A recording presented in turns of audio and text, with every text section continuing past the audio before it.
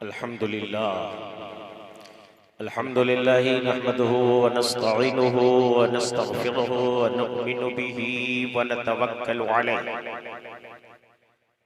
व नऊज़ु बिल्लाहि मिन शुरूरि अनफुसिना व मिन सय्यिआति अअमालिना मन यहदिहिल्लाहु फला मुदिल्ल लहु व मन युद्लिलहु फला हादिय लहु व अशहदु अन ला इलाहा इल्लल्लाहु वहदहु ला शरीक लहु वाशहदु अन्ना सय्यिदिना व मौलाना मुहम्मदन अब्दुहु व रसूलुहु अम्मा बअद फ़क़द क़ाल अल्लाहु तआला फ़िल क़ुरआनिल मजीद वल फ़ुरक़ानिल हमीद फ़अऊज़ु बिल्लाहि मिनश शैतानिर रजीम बिस्मिल्लाहिर रहमानिर रहीम इन्नका लअला ख़ुलुक़िन अज़ीम सदक़ल्लाहुल मौलानाल अज़ीम व बल्लगना रसूलुहुन नबियुल अमीनुल मतीनुल मुबीनुल करीम व नहनु अला ज़ालिका लमीनश शाहिदीन वश्शाकिरीन वज़्ज़ाकिरीन वल आमिनीन वल्हम्दुलिल्लाहि रब्बिल आलमीन।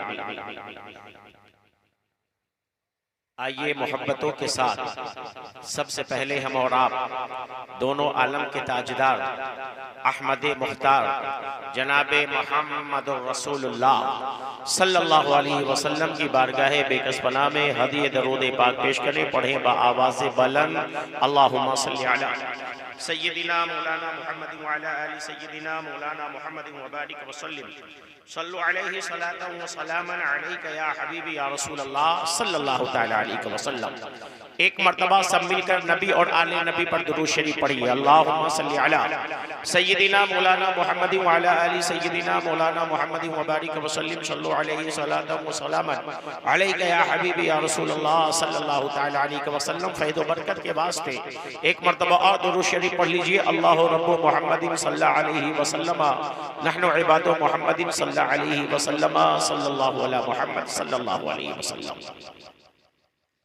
हजरत सूफी साहब क़िबला, आपका जलसा तो माशाअल्लाह बहुत ही आलीशान होता है, तभी 38 साल की मंजिलें तय करता हुआ यहाँ तक पहुँचा। मगर आपके जलसे में जो आए हुए लोग हैं इतने साल से आ रहे हैं, मगर मुझे लगता है कि अभी इन्हें बैठने का सही तरीका पता नहीं चला। अगर सही तरीका पता चला होता तो इतने मजमे में भी बीच बीच की कुर्सियां क्यों खाली हैं?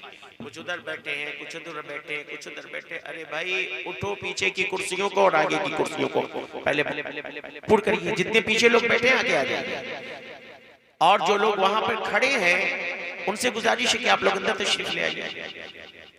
कुर्सियां आपके लिए लगाई गई हैं, पीछे वाले आगे आ जाइए। जो पीछे खड़े वो ये सोच रहे हैं कि सारी कुर्सियां तो भर चुकी हैं, हम बैठे कहाँ। आप अगर आगे आ जाएंगे, आगे की कुर्सियों को फुल कर लेंगे तो पीछे जो लोग खड़े हैं वो लोग आकर के बैठ जाएंगे।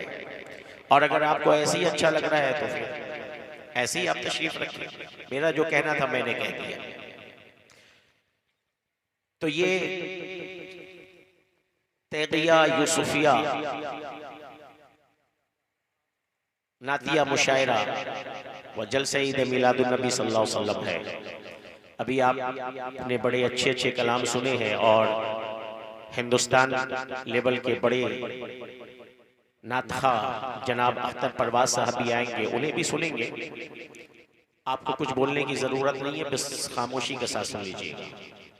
कुछ अशार मैं भी हजरत दादा तैग अली शाह रहमतुल्लाह अलैह की बारगाह में पेश करना चाहता हूं,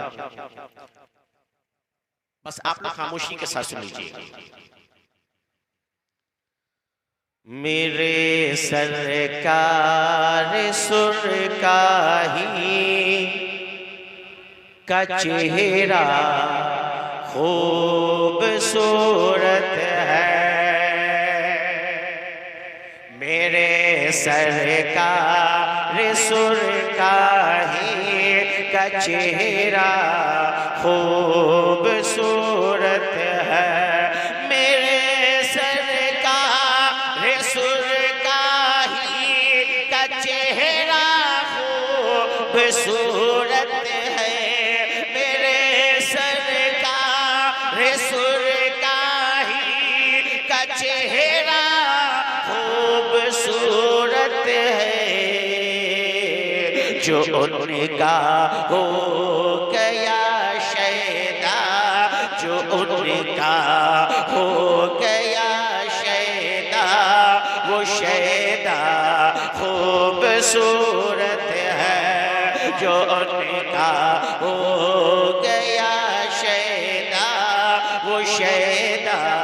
खूबसूरत है। और ये शेर भी समाज फरमा ले कि इबादत ऐसी की सजदे को भी था नाज हजरत पर।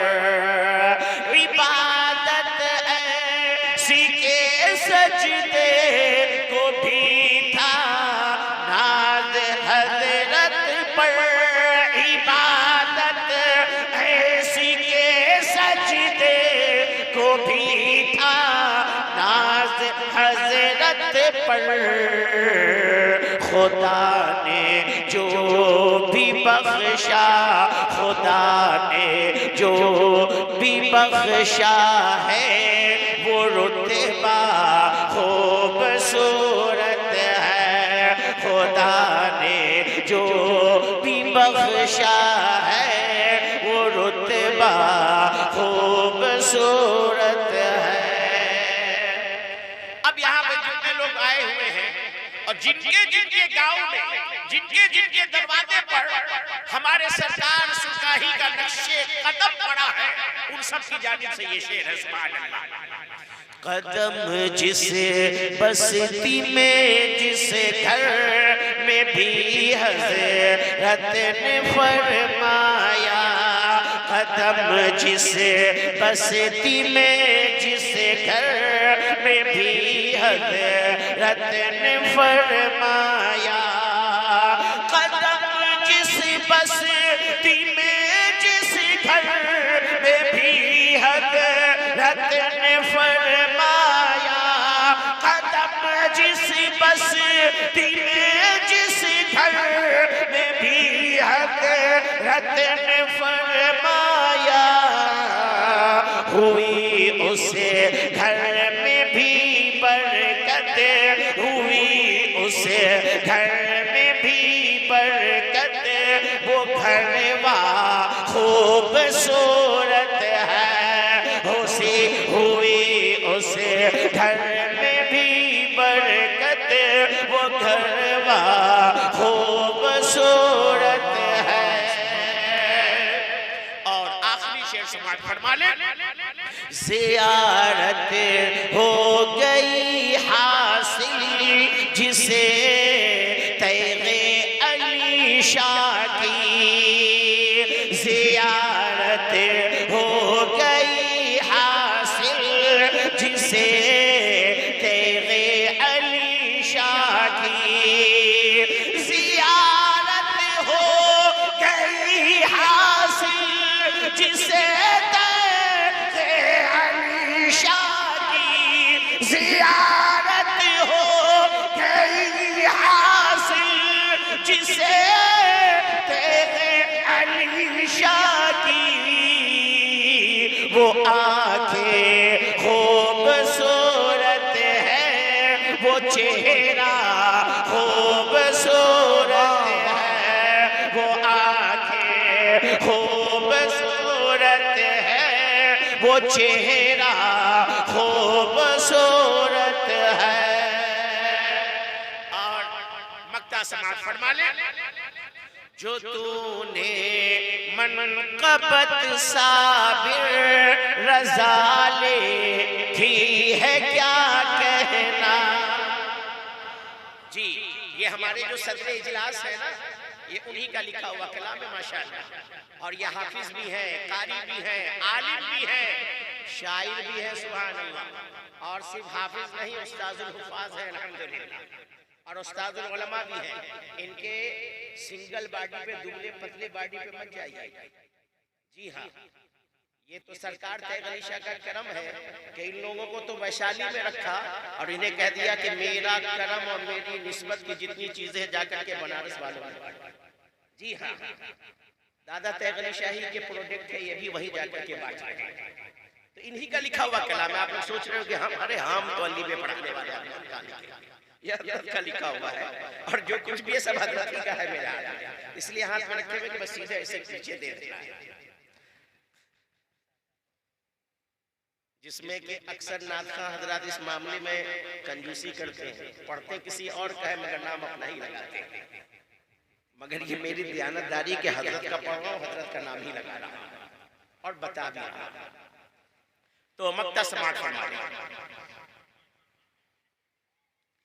जो तूने मनक़बत साबिर रज़ा लिखी है क्या कहना, जो तूने मनक़बत साबिर रज़ा लिखी है क्या कहना, जो तूने मनक़बत साबिर रज़ा लिखी है क्या कहना, है उसका शेर भी अच्छा, है उसका शेर भी अच्छा, और मतला खूबसूरत है उसका शेर भी अच्छा, और मतला खूबसूरत है।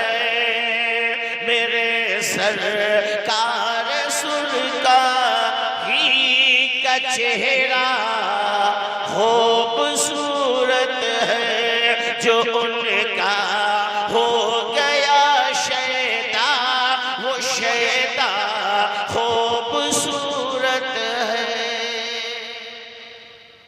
दुरूद शरीफ पढ़े, अल्लाहुम्मा सल्ली अला सय्यिदिना मौलाना मुहम्मद व अला आलि सय्यिदिना मौलाना मुहम्मद व बारिक व सल्लिम, सल्लु अलैहि सलातन व सलामन अलैका या हबीबी या रसूलुल्लाह सल्लल्लाहु तआला अलैहि वसल्लम। मोहतरम बुजुर्गों और दोस्तों, मैंने कुरान मजीद के अंदर से एक बहुत ही मशहूर आयत करीमा की तिलावत करने का शर्फ हासिल किया और अहले स्टेज उस आयत के तिलावत करते के साथ ही समझ गए कि आज मैं क्या बयान करने वाला हूँ।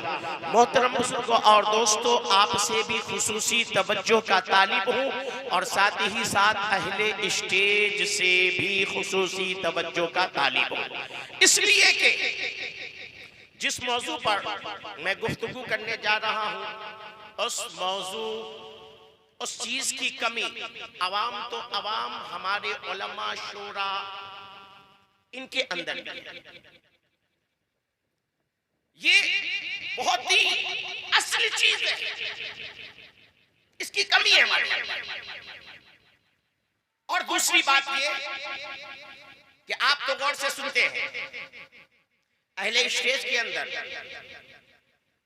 एक कमी ये भी है, जिनसे ये जान पहचान नहीं होती ना, उनको बिल्कुल बेतवज्जोही के साथ ये सुनते हैं। और फिर दूसरी बात ये कि कोई भी नात शरीफ पढ़ने वाला या कोई भी तकरीर करने वाला क्या बयान कर रहा है, क्या कह रहा है।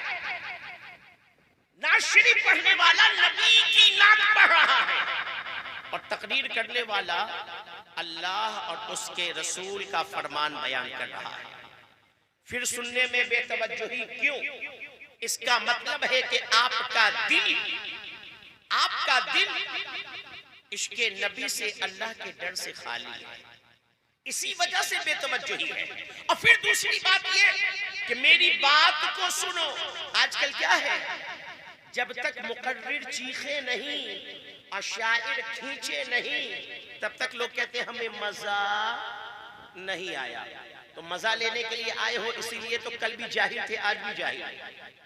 सुन्नियों से ज्यादा हिंदुस्तान में किसी का प्रोग्राम नहीं होता है, मगर ये सबसे बड़ी हकीकत है कि सुन्नी से बड़ा जाहिल भी मुसलमान के अंदर कोई नहीं। जितनी जहालत सुन्नियों में भरी हुई है, किसी दूसरे में नहीं, और जितना जलसा सुन्नी करता है उतना कोई नहीं। इसलिए कि सुन्नी जलसे में सुनने नहीं आता, अमल करने के लिए नहीं आता। सुन्नी को जलसे में चस्का लेने आता है, मजा लेने आता है। अब सवेरे ये जलसा खत्म होगा ना, तो गली कुचों में बैठ करके ये बात करेंगे, क्या हुआ रात में गए थे? हाँ गया था। कौन जमा? ये जुमला हो, कौन जमा? अरे वो वैशाली का तो कोई नहीं जम सका। अच्छा, कलकत्ता वाले भी नहीं जम सके, वो तो अख्तर परवाज आए थे वही जम गए। का अख्तर परवाज है कि दही है? कि रख करके जो है क्या बोलते हैं कथड़ी में जमा दिया उसको। कौन जमा? ये क्या कौन कामयाब रहा? ये क्या तुम नबी की नात सुनने आए हो कि जमने और जमाने के लिए आए हो? सुन्नी जलसे के अंदर आता है अपने दिमाग और अपने कान को फिनिश करने के लिए। ये कॉन्फिडेंस में नहीं आता है, ये कान फिनिश करने आता है। उसी का नतीजा है कि कल भी हमारे अंदर अमल की कमी थी और हमारा हाल ये है कि आज भी हम वहीं पर खड़े हुए। लिहाजा गौर से सुनो, मैंने कुरान मजीद के अंदर से जिस आयत करीमा की तिलावत करने का शर्फ हासिल किया उस पर मैं कुछ बोलूं उससे पहले आइए सब मिल करके मोहब्बत से नबी और आले नबी पर दुरूद शरीफ पढ़े। अल्लाहुम्मा सल्ली अला सय्यिदिना मौलाना मुहम्मद व अला आलि सय्यिदिना मौलाना मुहम्मद व बारिक व सल्लिम सल्लु अलैहि सलातो व सलामन अलैका या हबीबी या रसूलल्लाह सल्लल्लाहु तआला अलैहि व सल्लम। अल्लाह ताला कुरान में फरमाता है इन्नका लअला खुलुकिन अज़ीम, ऐ मेरे प्यारे महबूब बेशक आपकी खू और वो बड़ी शान वाली है। अल्लाह ताला कुरान के अंदर अपने पैगंबर जनाब मोहम्मद रसूलुल्लाह सल्लल्लाहु अलैहि वसल्लम के इखलाक अजीम का जिक्र कर रहा है। इखलाक ये एक ऐसी चीज है कि एक बेगाना एक दूसरे बेगाने को अपना अजीज बना लिया करता है, अपने दिल के करीब कर लिया करता है। किसी बेगाने के दिल के अंदर मोहब्बत डालने का वाहिद जरिया है इखलाक। आज इखलाक की हमारे अंदर बहुत कमी है, इतनी कमी है कि मैं बता नहीं सकता कि कितनी कमी है। ये बुजुर्गान दीन, ये सूफियाए किराम अपने पूरे दुनिया के अंदर जो नबी करीम सल्लल्लाहु अलैहि वसल्लम के लाए हुए दीन इस्लाम को फैलाया, किस तौर पर फैलाया, किस चीज से फैलाया, क्या था उनके पास? दुनिया में इस्लाम फैला कैसे? जब दुनिया के अंदर जितने भी इस्लाम के दुश्मन मुअर्रिखीन अपने कलम को उठा करके तारीख इस्लाम को लिखते हैं तो वो कहते हैं इस्लाम तलवार के जोर पर फैला, इस्लाम लड़ाई से फैला, इस्लाम झगड़े से फैला, इस्लाम जबरदस्ती फैला, इस्लाम जो है बादशाहों के, मुसलमान बादशाहों के ताकत से फैला। उनसे कहो ये तुम्हारी निगाह देख रही है, तुम तासुब की निगाह से देख रहे हो। इस्लाम ना तो बादशाहों के तलवारों से फैला है, न जिहाद से फैला है, न लड़ाई से फैला है, न झगड़े से फैला है। इस्लाम दुनिया के अंदर मदीने वाले सरकार के इखलाक से फैला, मेरे नबी के अखलाक से फैला है इस्लाम। और मैं आज अपने नबी करीम सल्लल्लाहु अलैहि वसल्लम के उसी अखलाक के करीमाना को आपके सामने पेश कर करके रुखसत होना चाहूंगा। बस रब से दुआ है मौला तबारक व तआला जो कुछ मैं गुनहगार अपनी जबान से यहाँ पर बयान करूं, खुद मुझे और इन तमाम लोगों को भी उस पर अमल करने की तौफीक रफीक अता फरमा। सबसे पहली हदीस पाक का तर्जुमा सुनो। हजरत सैयदना अनस रज़ियल्लाहु ताला अन्हु रिवायत करते हैं, वो फरमाते हैं मेरे आका करीम सल्लल्लाहु ताला अलैहि वसल्लम सबसे ज्यादा अच्छे अखलाक वाले थे। नबी करीम सल्लल्लाहु अलैहि वसल्लम सबसे ज्यादा अच्छे अखलाक वाले, नबी से बढ़कर दुनिया में कोई अखलाक वाला नहीं था। और नबी के अखलाक के करीमाना को देखना है तो फिर उसी हजरत सैयदना अनस रज़ियल्लाहु ताला अन्हु की दूसरी रिवायत करदा हदीस जो वो वही रिवायत करते, वो फरमाते हैं हजरत अनस रज़ियल्लाहु ताला अन्हु कहते हैं ऐ लोगों, मैंने कोई रेशमी कपड़ा ना छुआ जो मेरे नबी करीम सल्लल्लाहु अलैहि वसल्लम के दस्ते पाक से ज्यादा नर्म और मुलायम हो। हजरत अनस क्या कहते हैं, मैंने कोई रेशमी कपड़ा, आप कपड़े पहनते हो ना, कपड़े छूते हो ना, कोई कॉटन का कपड़ा होता है, कोई जो है क्या बोलते हैं पॉलिस्टर का कपड़ा होता है, कोई रेशम का कपड़ा होता है, मगर तमाम कपड़ों में सबसे ज्यादा नर्म और सबसे ज्यादा मुलायम अगर कोई कपड़ा होता है तो वो रेशमी कपड़ा होता है। रेशम के कपड़े से ज्यादा कोई कपड़ा मुलायम नहीं, रेशम के कपड़े से ज्यादा कोई कपड़ा नर्म नहीं। मगर जनाबे अनस क्या कह रहे हैं, अल्लाह की कसम मैंने कोई रेशमी कपड़ा ना छुआ जो मदीने वाले सरकार के दस्ते पाक से ज्यादा मुलायम हो। और आगे कहते हैं मैंने मैंने कोई खुशबू नहीं सूंघी जो हुजूर नबी करीम सल्लल्लाहु अलैहि वसल्लम की खुशबू से ज्यादा अच्छी। कोई कपड़ा ना छुआ जो मदीने वाले के दस्ते पाक से ज्यादा मुलायम हो, कोई खुशबू न सूंघी जो मदीने वाले सरकार के खुशबू से ज्यादा अच्छी हो।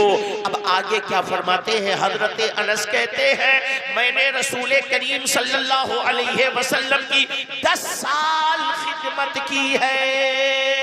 कितने साल बोलो, कितने साल?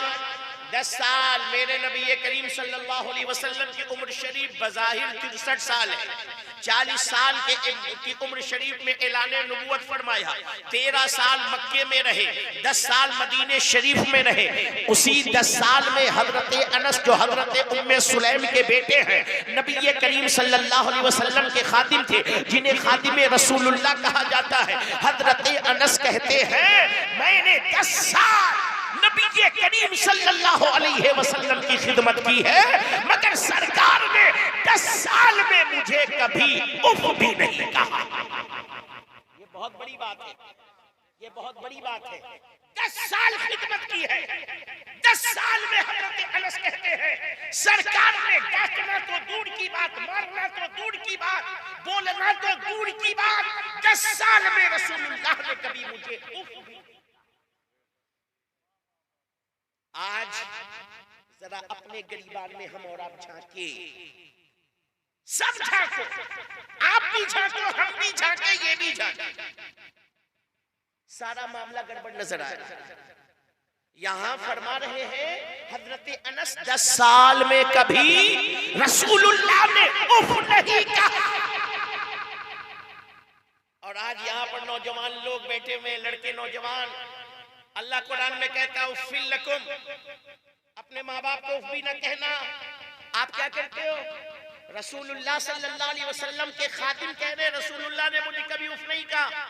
आपका हाल ये है, दूसरों को तो छोड़ो, सबसे ज्यादा मोहब्बत आपकी आपके माँ बाप से है, मगर आप अपने माँ बाप को उफ तो छोड़ो, आप अपने माँ बाप को गाली भी दे देते हो, डांटते भी हो, बोलते भी हो, उनसे तेज आवाज में बातें भी करते हो। बोलो यही हमारा और आपका इखलाक और किरदार है। जब हम अपने सगे माँ बाप के साथ इस तरीके से रहते हैं तो हमारा पड़ोसियों के साथ मामला क्या होगा, हमारा अपने जो है गाँव वालों के साथ मामला क्या होगा, हमारा अपने रिश्तेदारों के साथ मामला क्या होगा, हमारा अपने खानदान वालों के साथ मामला क्या होगा।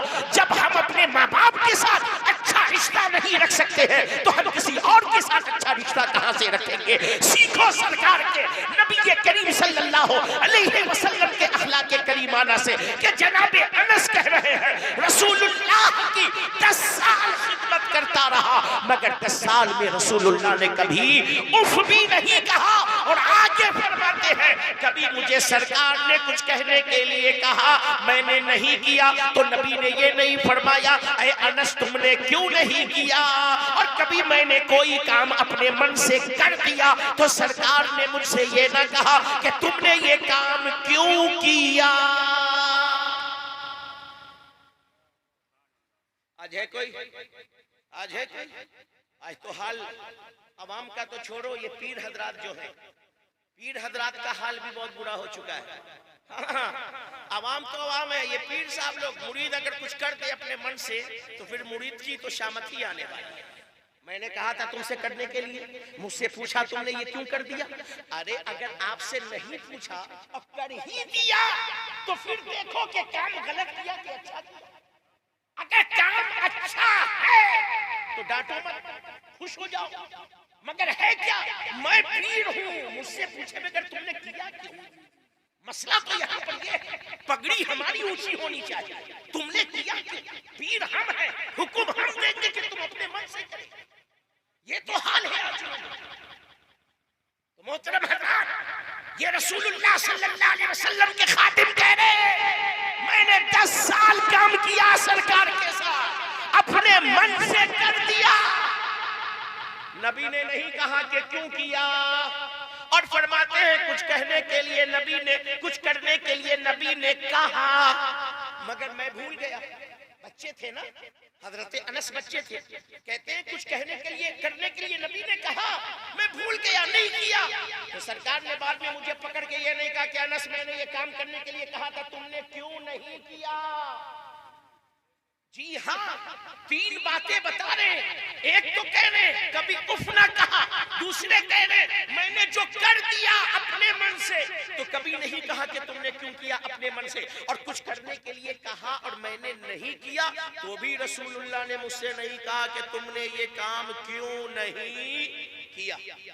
ऐसा अखलाक तो दुनिया में कोई पेश नहीं कर सकता, चाहे मुफ्ती हो, चाहे आलिम हो, चाहे मुहद्दिस हो, चाहे मुफस्सिर हो, चाहे पीर हो, चाहे मुरीद हो, चाहे इमाम हो, चाहे मुक्तदी हो, कोई नहीं कर सकता। मगर सोचो, हम उतना नहीं कर सकते, मगर जितना कर सकते हैं उतना भी तो हम नहीं कर रहे हैं। जितना कर सकते हैं उतना भी हम नहीं कर रहे हैं। ये है आज हमारा हाल। जो हमारे अपने हैं वो हमसे दूर होते जा रहे हैं, जो हमारे करीब हैं वो हमसे दूर होते जा रहे हैं। कोई हमारे करीब आता भी है तो 2 दिन 3 दिन में जब वो हमारी मिजाज को देखता है, हमारी बोली देखता है, हमारे तरीके को देखता है, वो हमसे दूर हो जाता है। ऐ लोगों, तरीका वो अपनाओ कि जो दूर हो चुका है वो आपके करीब हो जाए, जो दूर है वो आपसे करीब हो जाए, वो आपको चाहने वाला हो जाए और कहने लगे कि जब नबी के गुलाम का ये आलम है तो मेरे आका का आलम क्या होगा, मेरे मुस्तफा जाने रहमत का आलम क्या होगा। जब उनके बारगाह के ये तमाम अदना का ये आलम है तो मेरे मुस्तफा जाने रहमत सल्लल्लाहु अलैहि वसल्लम का मकाम और मर्तबा क्या होगा। मगर आज जरूरत है हमें अपने अखलाक को सुधारने के लिए। हमें चाहिए हमारी जात से किसी का दिल ना टूटने पाए, हमें चाहिए हम किसी के दिल को दुखाए नहीं। आज हम दिल को दुखाने का काम करते हैं, आज हम दिल को तोड़ने का काम करते हैं। आओ सुनो, नबी करीम सल्लल्लाहु अलैहि वसल्लम की जात बाबरकत कैसी थी। एक साहब ये रसूल है, हजरत साहब नाम है, वो कहते हैं अल्लाह के नबी सल्लल्लाहु अलैहि वसल्लम की बारगाह में मैंने एक वहशी गधे का तोहफा पेश किया। सरकार की बारगाह में जनाब साहब ने एक वहशी गधा पेश किया। या रसूल अल्लाह, इसे कबूल फरमा लीजिए। अल्लाह के नबी सल्लल्लाहु अलैहि वसल्लम ने इनकार कर दिया, नहीं मैं इसे कबूल नहीं करूंगा। अल्लाह के नबी ने इनकार कर दिया। क्या फर्म दिया था? वहशी गधा। किसी ने इसका तर्जुमा नील गाय किया है और किसी ने वहशी गधा किया है। खैर वो जानवर वहशी था, यानी इंसानों से को देख करके भागने वाला। वहशी किस जानवर को कहते हैं? वो जानवर जो इंसानों को देख करके डर जाए और भाग जाए, इंसान के काबू में ना आए, ऐसे जानवर को वहशी जानवर कहते हैं। नील गाय ये भी वहशी है। जो गधे जंगल में होते हैं, जंगली गधे, वो भी वहशी है। तो वो कहते हैं कि मैंने सरकार की बारगाह में शिकार करके एक वहशी गधा लाया था और मैंने पेश किया। या रसूल अल्लाह, इसे कबूल फरमा लीजिए। अल्लाह के नबी सल्लल्लाहु अलैहि वसल्लम ने इनकार कर दिया। और उसके बाद साहबी कहते हैं इनकार करने के बाद मेरे चेहरे को देखा और जब मेरे चेहरे को देखा, मेरा चेहरा गमज़दा बना हुआ है, रंजीदा बना हुआ है, मेरे चेहरे पर गम के आसार है कि रसूलुल्लाह ने इनकार कर दिया। तो नबी ने इरशाद फरमाया, मेरे सहाबी सुनो, मैंने इसलिए इनकार किया है कि मैं उम्रे का एहराम पहने हुआ हूं। एहराम की हालत में कोई शिकार नहीं कर सकता, एहराम की हालत में कोई चींटी नहीं मार सकता, हत्ता कि अपने बदन का मैल भी नहीं निकाल सकता। कहीं ऐसा ना हो कि मैल निकालने में बाल न टूट जाए, जुए नहीं निकाल सकते। सारी पाबंदियां होती है।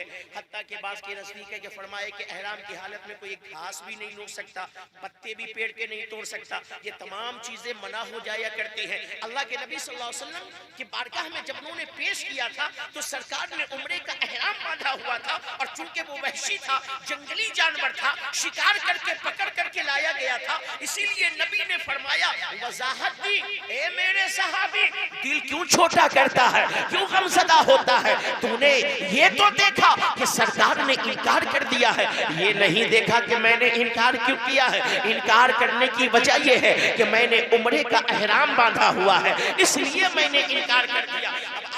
हदीस को सुन लिया, इस हदीस से क्या पता चला? अल्लाह के नबी सल्लल्लाहु अलैहि वसल्लम ने कभी किसी के दिल को नहीं तोड़ा। आज हमारा और आपका क्या हाल है? अब अपने ऊपर जरा गौर करो, हम कितना लोगों के दिल को तोड़ते हैं, माँ बाप के दिल को तोड़ते हैं, रिश्तेदारों के दिल को तोड़ते हैं, पड़ोसियों के दिल को तोड़ते हैं, औलाद के दिल को तोड़ते हैं, बीवी के दिल को तोड़ते हैं, भाई बहनों के दिल को तोड़ते हैं। जो हम चाहे सामने वाले की खुशी हम कभी नहीं देते। अल्लाह के नबी सल्लल्लाहु अलैहि वसल्लम ने हमें दर्श दिया, ये दिल जो अंदर है दिखता नहीं है, उसे कभी तोड़ना मत। आप किसी को डंडे मारो, चोट दिखेगा क्योंकि डंडा बदन पर लगता है। आप किसी को चाकू मारो, जख्म दिखेगा क्योंकि जख्म बदन पर लगता है। आप किसी को थप्पड़ मारो, निशान दिखेगा क्योंकि थप्पड़ चेहरे पर लगता है। मगर किसी को आप जबान की मार मारो, जबान की अपनी बोली से मार मारो, वो नहीं दिखता है, इसलिए कि दिल अंदर होता है। मगर अल्लाह की कसम, अगर दिखाने वाली चीज होती तो आप देखते कि आपकी जबान की बोली से सामने वाले के दिल पर कौन सा जख्म लगा है। अरे ये दिल वो दिल है कि मुस्तफा जाने रहमत सल्लल्लाहु अलैहि वसल्लम इरशाद फरमाते हैं, अल्लाह फरमाता है इतनी बड़ी दुनिया है मैं इसमें नहीं समाता, मगर मोमिन के दिल में पता ये चला कि मोमिन का दिल वो दिल है जो जलवे खुदा। नारे तकबीर, नारे रिसालत, नारे रिसालत, मसलके आला हजरत जलवे तेगिया यूसुफिया कॉन्फ्रेंस वलमाए अहले सुन्नत। नारे तकबीर, नारे रिसालत। वाह वाह, माशाअल्लाह। ये दिल वो दिल है जिसमें रब का जलवा होता है, और इस दिल को हम और आप तोड़ा करते हैं अपने बातों से, अपने किरदार से, अपने अखलाक से, अपने गलत रवैयों से। है लोगों, दिल को तोड़ने वाला काम न करना, इसलिए कि अल्लाह के नबी ने कभी किसी का दिल नहीं तोड़ा है। अल्लाह के नबी के घर वालों ने कभी किसी का दिल नहीं तोड़ा है। नबी के सहाबा ने कभी किसी का दिल नहीं तोड़ा है। और उन नबी के घर वालों से और सहाबा से जो दर्स और औलिया अल्लाह को मिला, सूफिया को मिला, उन्होंने भी कभी जिंदगी में किसी का दिल नहीं तोड़ा। आपको मैं बताऊं, ये दिल तोड़ने वाली बात एक वाकया है नबी करीम सल्लल्लाहु अलैहि वसल्लम की बारगाह का, जिसे हदीस है। और ये वो हदीस है कि एक बहुत बड़ा कट्टर ईसाई जो इस्लाम का दुश्मन था, जब उसने नबी करीम सल्लल्लाहु अलैहि वसल्लम के इस हदीस पाक को पढ़ा, तो उस कट्टर ईसाई ने उस हदीस पाक को पढ़ने के बाद कलमा पढ़ करके मुसलमान हो गया। वो क्या है सुनो पहले। एक सहाबी बारगाह नबी में हाजिर हुए, अर्ज किया, या रसूल अल्लाह, आज 3 दिन हो गए हैं मेरा बेटा घर से गायब है, पता नहीं कहां चला गया। या रसूल अल्लाह, उसकी माँ रो रो करके बिल्कुल परेशान बनी हुई है, उसकी माँ की हालत खराब है। या रसूल अल्लाह, मैं तो बाप हूँ, सब्र कर लेता हूँ, मगर वो माँ है सब्र नहीं कर पा रही है। जब भी घर जा रहा हूँ मेरी बीवी हर वक्त रोती रहती है, बिलखती रहती है, बेटे को याद करती रहती है। या रसूल अल्लाह, आपकी बारगाह में इसलिए आया हूँ, ए मेरे पैगंबर, ए मेरे प्यारे रसूल, ए अल्लाह के प्यारे महबूब, कुछ तो दुआ कर दीजिए, बता दीजिए मेरा बेटा कहाँ है। इसलिए कि अगर वो मेरा बेटा मिल जाएगा तो मुझे भी सुकून मिल जाएगा, मेरी बीवी को भी सुकून मिल जाएगा। वो मेरे आंखों का तारा है, वो मेरा नूरे नजर है, वो मेरा लफ्ज़े जिक्र है। आज 3 दिन हो गए हैं वो घर से पता नहीं कहाँ चला गया है, घर वापस नहीं आया है। इतने में एक सहाबी रसूल खड़े हुए, या रसूल अल्लाह, मैंने इसके बेटे को अभी कुछ देर पहले फला बाग के अंदर छोटे छोटे बच्चों के साथ खेलते हुए देखा है। जैसे ही उस सहाबी ने बता दिया है, वो सहाबी जिसका बेटा गायब था वो फौरन खड़े हो गए और जाने लगे। अभी कुछ ही कदम चले थे, मुस्तफा जाने रहमत ने इरशाद फरमाया, हे मेरे सहाबी रुक जा। वो सहाबी रसूल रुक गए, कहा मेरे आका सल्लल्लाहु अलैहि वसल्लम ने तुम जा रहे हो उसी बागीचे में? कहा हाँ या रसूल अल्लाह। इसने क्या कहा है? कहा बच्चों के साथ खेल रहा है। कहा ठीक है जाओ, मगर जाने के बाद अपने बेटे को बेटा कह करके ना बुलाना। जाने के बाद अपने बेटे को बेटा कह करके ना बुलाना, बल्कि उसका नाम लेकर के पुकारना। वो सहाबी रसूल ने बड़े अदब के साथ अर्ज किया, या रसूल अल्लाह, वो मेरा बेटा है, वो मेरा लफ्ते जिगर है, वो मेरा नूरे नजर है, और जब वो मेरा बेटा है तो मैं अपने बेटे को बेटा कह करके क्यों ना बुलाऊं? सवाल पैदा होता है ना, बेटा मेरा है मैं क्यों नहीं बुलाऊं? अल्लाह के नबी फरमा रहे हैं, ए मेरे सहाबी, अपने बेटे को बेटा न कहना। वो कहने लगा, या रसूल अल्लाह, वो मेरा बेटा है, मैं बेटा क्यों न कहूं? नबी ने इरशाद फरमाया, 3 दिन से वो तेरी निगाहों से गायब है। जब तू पहली निगाह में देखेगा बड़ी मोहब्बत तेरे अंदर निकलेगी, और जब उस मोहब्बत के आलम में तू अपने बेटे को बेटा कहकर पुकारेगा तो उसके साथियों में हो सकता है कोई यतीम बच्चा हो, उसका दिल टूट जाए और वो सोचने लगे, ऐ काश अगर मेरा बाप होता तो वो मुझे भी बेटा कहकर पुकारता। ऐ काश मेरा बाप होता तो वो मुझे भी बेटा कहकर के पुकारता। किसी यतीम का दिल टूटने ना पाए, इसलिए ऐ मेरे सहाबी, अपने बेटे को तो उन बच्चों के सामने बेटा कहकर ना।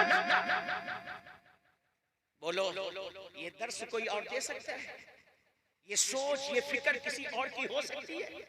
मेरे आका करीम फरमा रहे, बेटा ना कहना, इसलिए नहीं कि वो तेरा बेटा नहीं, वो तेरा बेटा है, मगर वो अपने दोस्तों में खेल रहा है, उसमें कोई यतीम होगा, उस यतीम के दिल पर चोट ना लगे,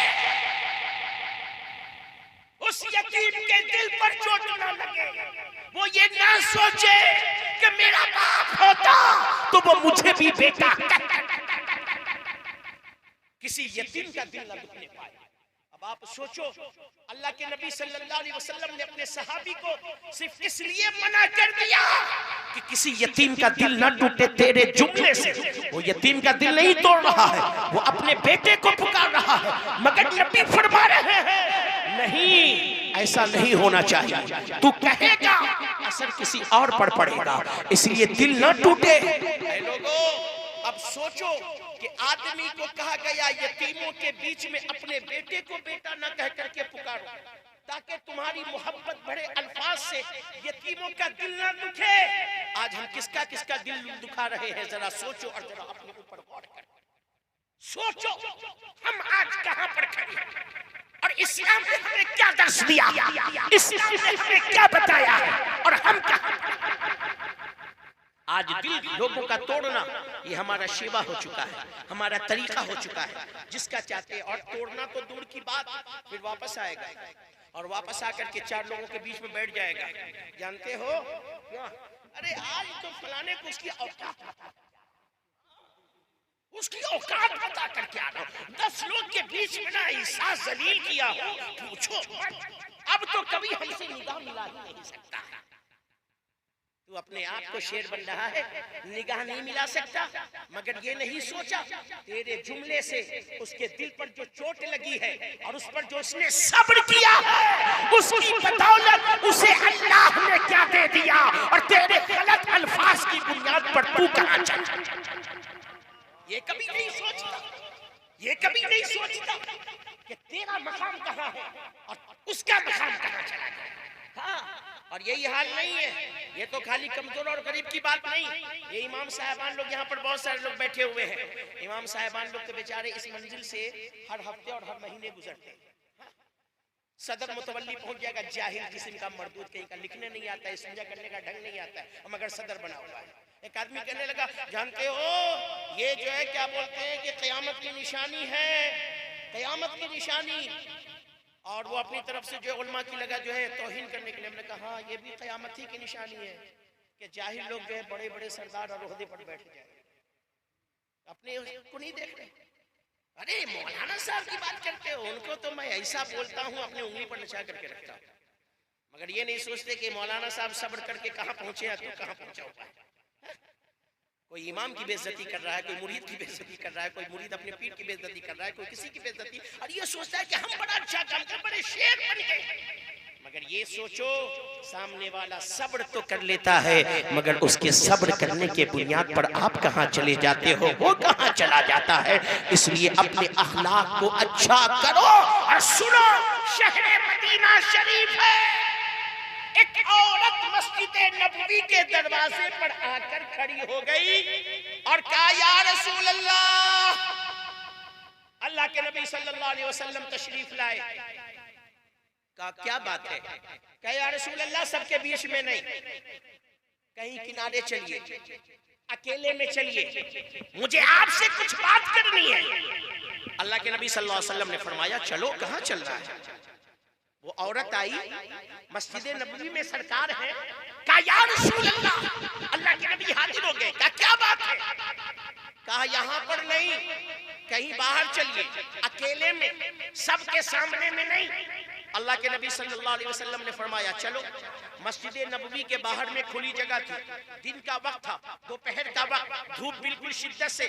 नबी करीम सल्लल्लाहु अलैहि वसल्लम उसी खुले मैदान में चले गए, कोई नहीं है, सिर्फ नबी है, सामने वो औरत खड़ी हुई है। अब उसने कहना शुरू किया, बातें बोलना शुरू किया, बात करती जा रही है। अल्लाह के नबी बिल्कुल गौर से सुन रहे हैं और मस्जिद नबवी में बैठ करके सारे सहाबा गुस्सा हो रहे हैं।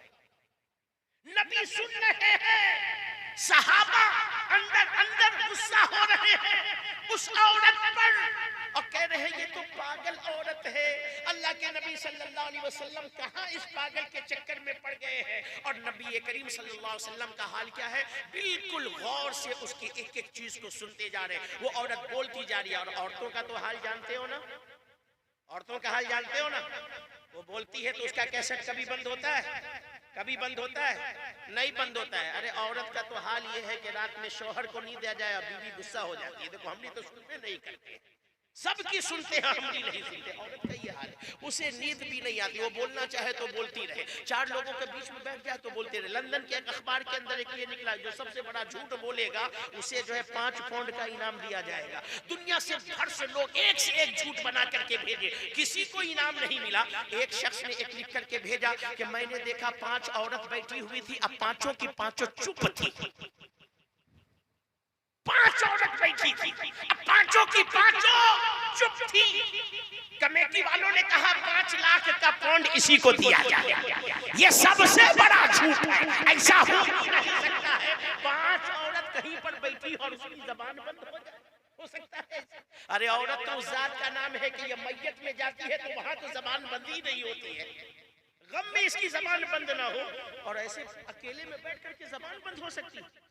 अब वो औरत सरकार की बारगाह में खड़ी होकर के सुना रही, अल्लाह के नबी सुन रहे, वो सुना रही, अल्लाह के नबी सुन रहे। फारूक आदम जैसे जलाली साहबी कह रहे हैं, अल्लाह के नबी सल्लल्लाहु अलैहि वसल्लम इस पागल के चक्कर में पड़ गए, क्या सुन रहे हैं। और अल्लाह के नबी सल्लल्लाहु अलैहि वसल्लम को किसी तरीके से उसे छुट्टी कर देना चाहिए, मगर मेरे नबी है, कौन है जो आकर के नबी की बारगाह में कुछ अपनी लपकुशाई कर सके। नबी सुन रहे हैं, क्या उमर की मजाल हो या सिद्दीक़ अकबर की मजाल हो, मौला अली की मजाल हो कि आकर के कह सके, या रसूल अल्लाह, किसकी सुन रहे हैं। औरत जब जी भरकर अपने दिल की सुना चुकी तो कहने लगी, या रसूल अल्लाह, आज तक मेरी बात को किसी ने ऐसे नहीं सुना जैसे आज आपने सुना है। अल्लाह के नबी ने फरमाया, ठीक है, चली जाओ, और जब भी तुम्हारा दिल किया करे आकर के मुझे सुना दिया करो। नबी ने सुन भी लिया और साथ ही साथ कहा, चली जा, जो दिल करे जब करे आकर के सुना दिया करना। और फिर नबी मस्जिद नबवी में आए, फारूक आजम रज़ियल्लाहु ताला अन्हु ने अदब के साथ अर्ज किया, या रसूल अल्लाह, वो तो एक पागल औरत है, कोई उसकी सुनता नहीं है। नारे रिसालत, नारे रिसालत। आप लोग बैठे रहिए, आप लोगों के दिलों की धड़कन हजरत अलहाज डॉक्टर अख्तर परवाज साहब किबला तशरीफ ले आए हैं। अल्हम्दुलिल्लाह, तकरीर सुन लीजिए और उसके बाद फिर जो है हजरत की नादखानी होगी। माशाअल्लाह, सुभान अल्लाह, तशरीफ रखिए। दुरूद शरीफ पढ़िए, अल्लाहुम्मा सल्ली अला सय्यिदिना मौलाना मोहम्मद व अला आलि सय्यिदिना मौलाना मोहम्मद व बारिक वसल्लम सल्लु अलैहि सलातो व सलामन अलैका या हबीबी या रसूल अल्लाह सल्लल्लाहु तआला अलैहि वसल्लम। मोहतरम नबी ने उस औरत को सुनकर के छुट्टी कर दिया। तब सहाबा के दरमियान जब नबी आए, फारूक आदम ने कहा या रसूल अल्लाह वो तो पागल औरत है, आप उसकी क्या सुन रहे थे? कोई उसकी नहीं सुनता है। नबी ने इरशाद फरमाया, ऐ उमर, कोई उसकी नहीं सुनता तो क्या मैं भी उसकी ना सुनूं? अगर फिर मैं भी नहीं सुनूंगा तो फिर उसकी कौन सुनेगा? इसीलिए तो हम कहते हैं कि जब किसी की बारगाह से आपका काम ना बन सके तो मदीने वाले की बारगाह में चले जाओ। रसूलुल्लाह की बारगाह वो बारगाह है जहां कभी ना किया ही नहीं जाता है। ये है मेरे मुस्तफा जाने रहमत का अखलाके करीमा ना। पागल आए नबी उसकी भी सुने, कोई अजनबी आए नबी उसकी भी सुने। नबी का अखलाक सबसे बुलंदो बाला है, तभी तो अल्लाह कह रहा है इन्नका लअला खुलुक़। अपने अखलाक को दुरुस्त कीजिए। अब आगे की हदीस पाक का तर्जुमा और मफ़हूम सुनिए। हज़रत समआन बिन नवास रज़ियल्लाहु ताला अन्हु रिवायत करते हैं, मैंने नबी की बारगाह में अर्ज किया या रसूल अल्लाह, नेकी क्या है और गुनाह क्या है?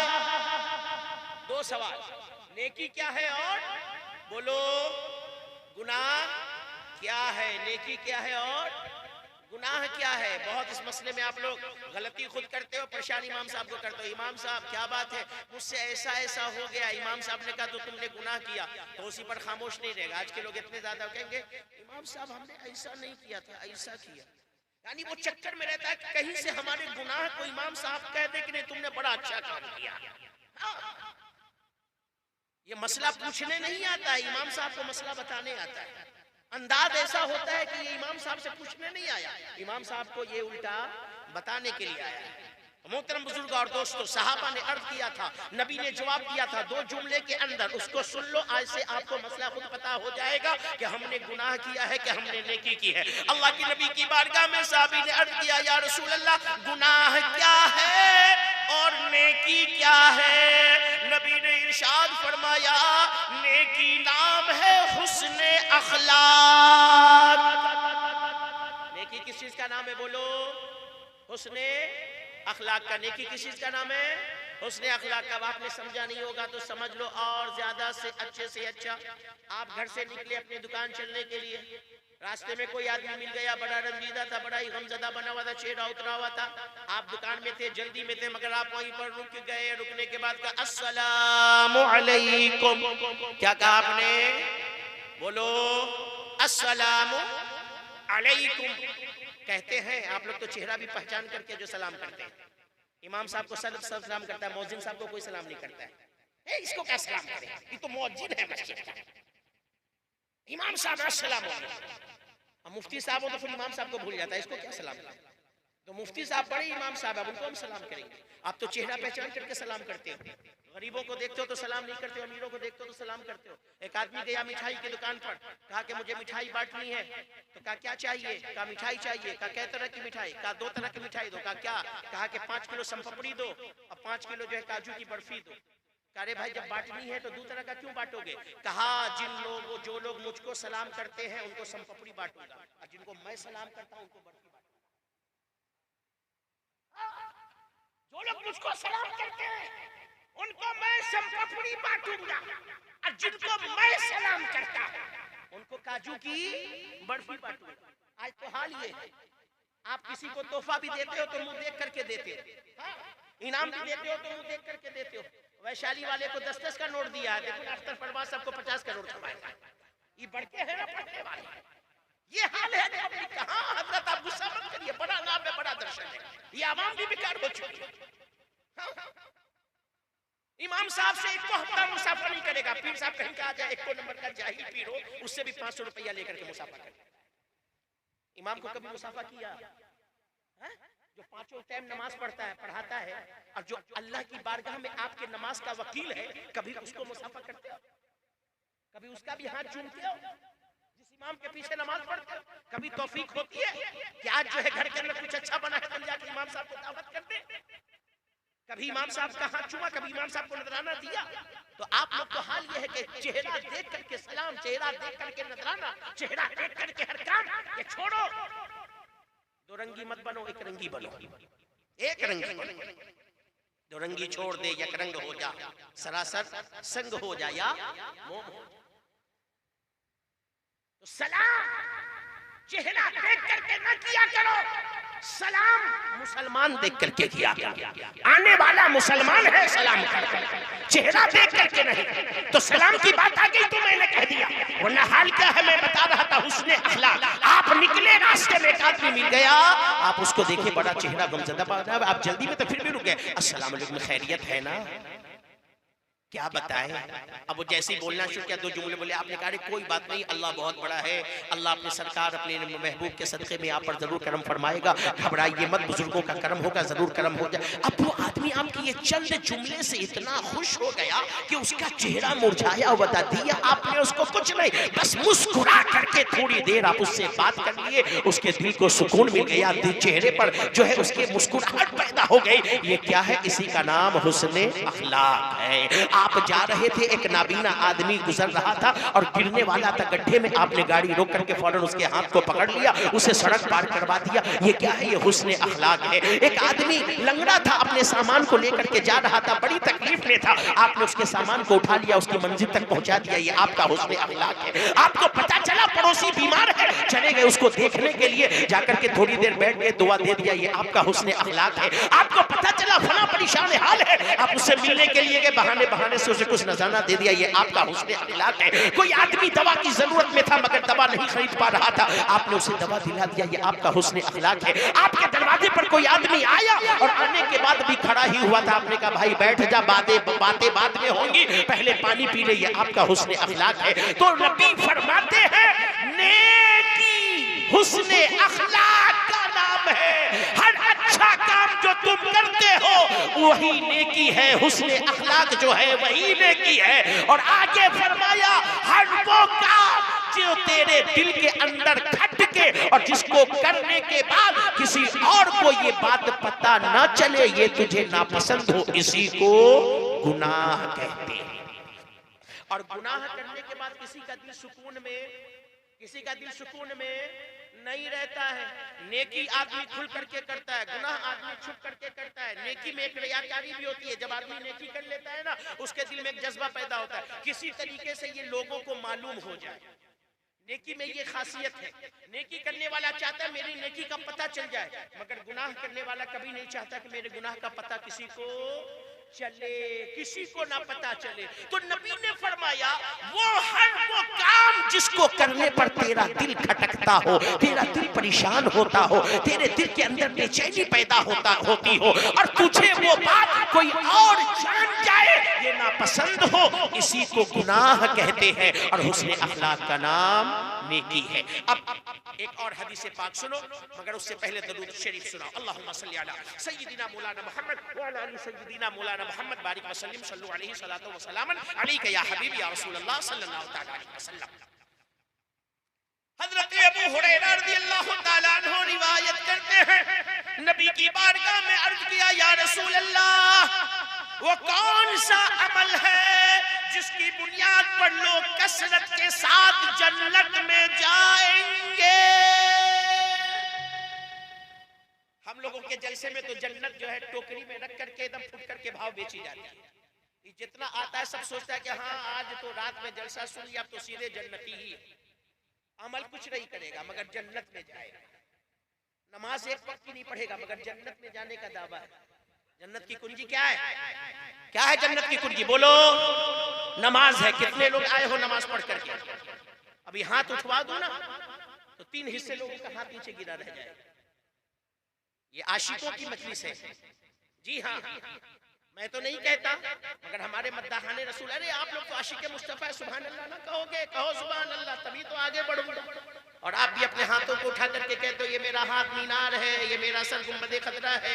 जिसका सर गुंबदे खतरा हो, जिसके हाथ मस्जिद नबवी के मीनार हो, उसका सर अल्लाह की बारगाह में एक वक्त न झुकता हो। झूठा कहीं का कहता है मैं आशिक हूं। आशिक ऐसे ही होता है। फिर जन्नत जाओगे, जन्नत इतनी आसान है। जन्नत में जाने वाला काम कितना करते हो? नमाज एक टाइम की नहीं, रोजे के अंदर खाता पीता रहता है, किसी का हक अदा नहीं करता, कुरान की तिलावत नहीं करता और जन्नत में जाएगा। जन्नत में जाना है तो जन्नत में जाने वाला काम करो, नमाजों की पाबंदी करो, मस्जिदों को आबाद करो। आज हिंदुस्तान के अंदर 80% वहाबी और देवबंदी की मस्जिद वो है जो सुन्नियों से उन्होंने जबरदस्ती कब्जा किया। ये मैं नहीं कह रहा हूं, ये मैं नहीं कह रहा। नई दुनिया का एडिटर जो देवबंदी कासमी का बेटा है, अब्दुल वहीद कासमी जो देवबंद का फारिग था, उसका बेटा है।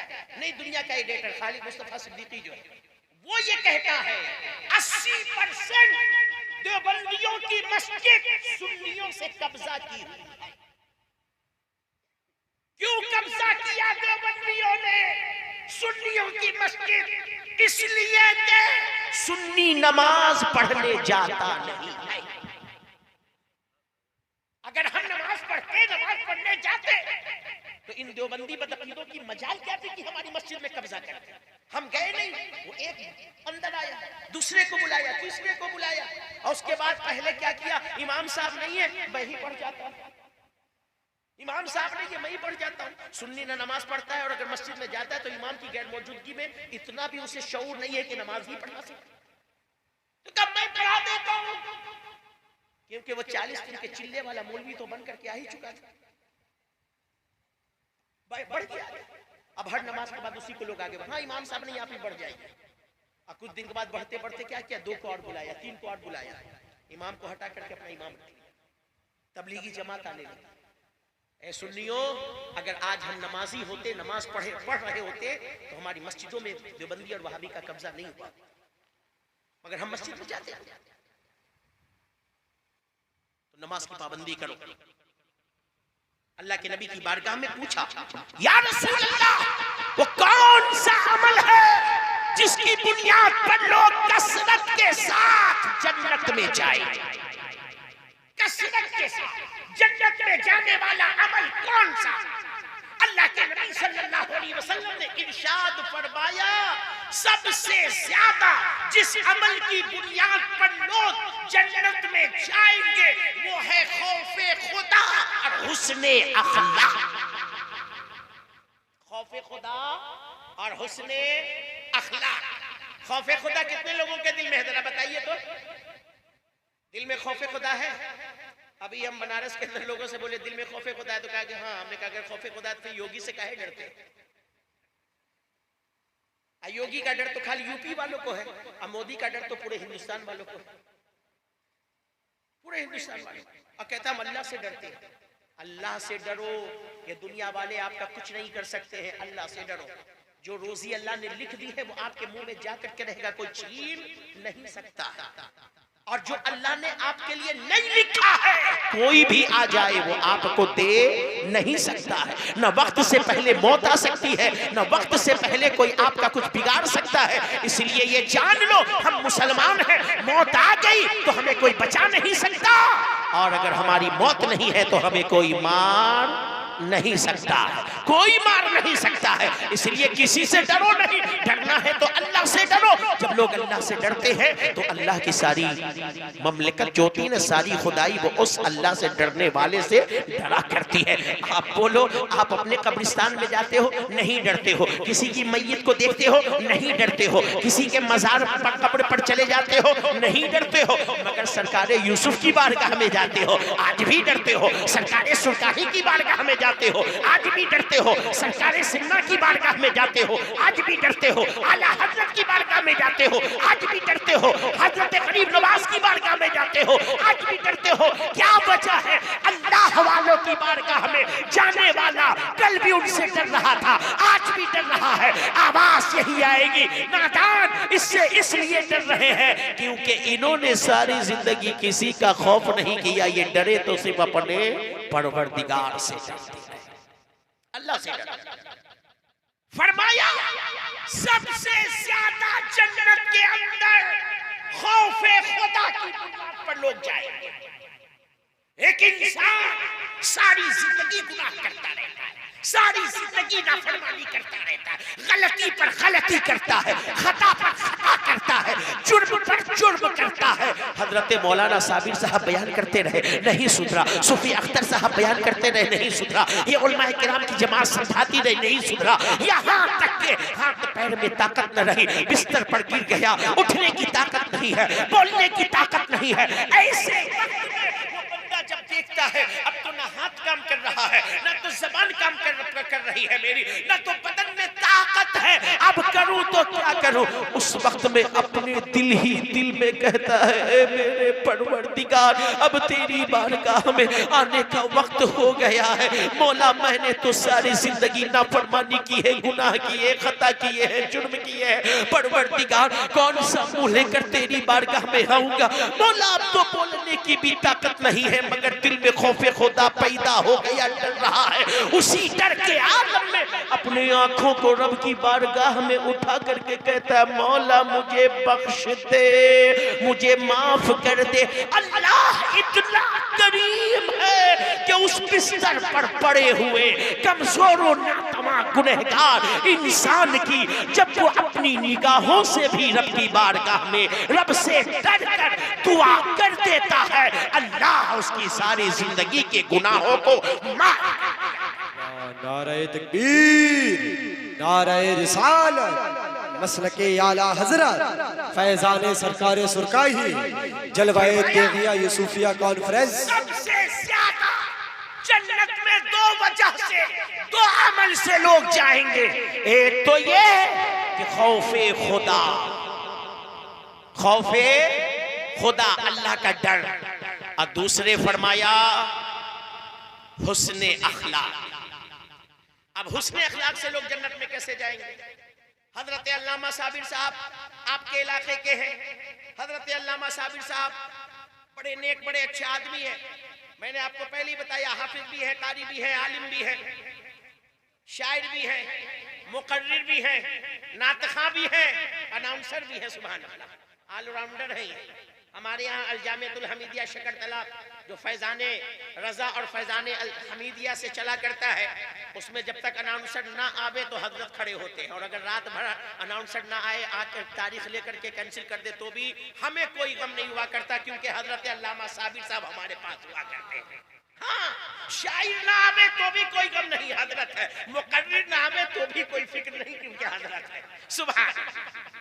हमारे हजरत जो है हिफ्ज पढ़ा रहे थे, प्रिंसिपल साहब ने कहा कि अब हिफ्ज पढ़ा लिए, आप ऐसा करिए कि लॉकडाउन की वजह से बच्चे कम हैं, इसलिए अब आप जाइए मौलवियों को पढ़ाइए, आलमियत पढ़ाइए। अब हजरत देख रहे हो हिफ्ज कराते कराते 20 साल से आलिमों को पढ़ा रहे हैं।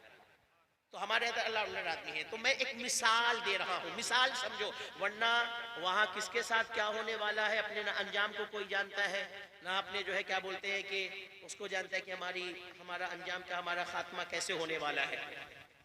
हजरत अल्लामा साबिर साहब मैदान महशर लगा हुआ है, सजा हुआ है, नबी की शफाअत से लोग जन्नत में जा रहे हैं। हिसाबो किताब का दर खुल गया। अल्लाह ने फरमाया ठीक है, हिसाब किताब की मंजिल सब शुरू कर दी जाए, लोग एक दूसरे के शिफा से बख्शवाए जा रहे हैं। ऐसे आलम में हजरत मौलाना साबिर साहब भी लाइन में खड़े थे, और जैसे ही पहुंचे मीजान पर इनके अमल का पूरा रजिस्टर खोल करके रख दिया गया एक पलड़े पर। अल्हम्दुलिल्लाह, बरेली शरीफ हजरत अल्लामा कमर रजा रहमतुल्लाह ताला अलैह के मुरीद हाफिज कुरान आलिम दीन, अब जब रखाया तो पलड़ा हो गया इनका नेकी का ऊपर, नेकी का नीचे और गुनाह का ऊपर। वहां का मसला दूसरा, वहां भारी नहीं, नेकी का ऊपर, वहां भारी पलड़ा ऊपर जाएगा और हल्का वाला पलड़ा जो होगा वो नीचे जाएगा। अब हजरत का पलड़ा ऊपर हो गया, भारी ऊपर चला गया। रब ने फरमाया फरिश्तों, साबिर रजा के नाम में अमाल को दाहिने हाथ में दे दो, जन्नत का परवाना इन्हें दिया गया। हजरत साबिर रजा खुश खुश होकर के दाहिने हाथ में लिए अपना नाम अमाल, और जैसी जाने लगे तो पीछे से बुधवा आवाज दिया, हजरत मौलाना साहब जल्दी से पीछे घूमे, ये कौन बुलाया मुझको? कहा आप जन्नत में जा रहे हैं, हमको देखिए फरिश्ते दोजख में घसीट के लेकर के जा रहे हैं। हजरत ने कहा अरे बुधवा, दुनिया में इतना समझाया था, बात नहीं माना, अब आज जहन्नम में जा रहा है, हम क्या करें? कहा हम करें, अरे भूल गए हमारी दुआरी पे आए थे, गर्मी का मौसम था, एक गिलास पानी पिलाए थे। कहा कि हाँ याद तो आया। तो कहा कि उसका बदला आज तो देना पड़ेगा। पानी पिलाए थे हम, दुनिया बदला आज चाहिए। कैसी बात है? कहा चलो तुम हमारे साथ रब की बारगाह में। उधर से दूसरे ने आवाज दिया हजरत मौलाना साबिर साहब फिर घूमे। कहा क्या बात है? कहा आप जन्नत में, हम जहन्नम में जा रहे हैं। हजरत ने फरमाया तो हम क्या करें? कहा हजरत याद कीजिए गुरौल मैदान में उतरे हुए थे, गाँव तक जाने के लिए कोई सवारी नहीं थी, अपने मोटरसाइकिल पर बैठा करके आपको गाँव तक छोड़ रहे थे। कहा याद आ गया।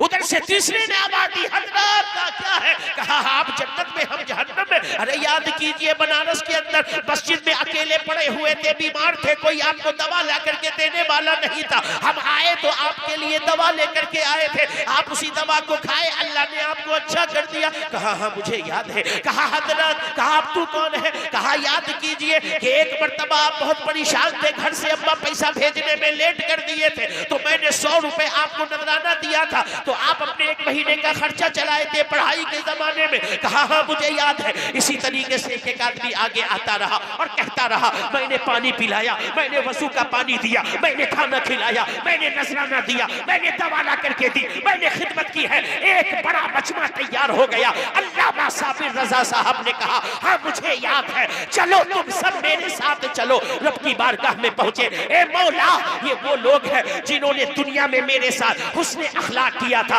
ये वो लोग हैं जिसमें से किसी ने मुझे पानी पिलाया था, दवा ला के दी थी, किसी ने नजराना दिया था, किसी ने गाड़ी पर बिठाया था, किसी ने तोहफा दिया था, किसी ने खिदमत की थी, किसी ने वजू का पानी दिया था। रब फरमाएगा तो साबिर तू क्या चाहता है? ऐ मौला मैं यही चाहता हूँ इन्हें बख्श दिया जाए, इन्हें जन्नत का परवाना अता कर दिया जाए। अल्लाह फरमाएगा ऐ साबिर अगर तेरी यही रजा है तो मेरी भी यही रजा है, तू भी जन्नत में जा और इन सबको जन्नत में लेकर नारे तकबीर, नारे रिसालत, मसलके आला हजरत, फैजाने सरकारे सुरकाही।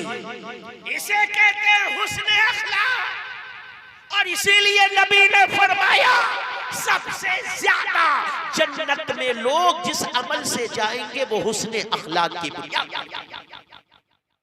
इसीलिए किसी को पानी पिलाने से पीछे ना हटा करो, किसी को खाना खिलाने से पीछे ना हटा करो, किसी को सलाम करने में कंजूसी ना किया करो, खैरियत पूछने में कंजूसी ना करो, किसी बीमार को देखने के लिए जाने में जो है मुखालत से काम ना लो, किसी गरीब की मदद करने में मुखालत से काम ना लो।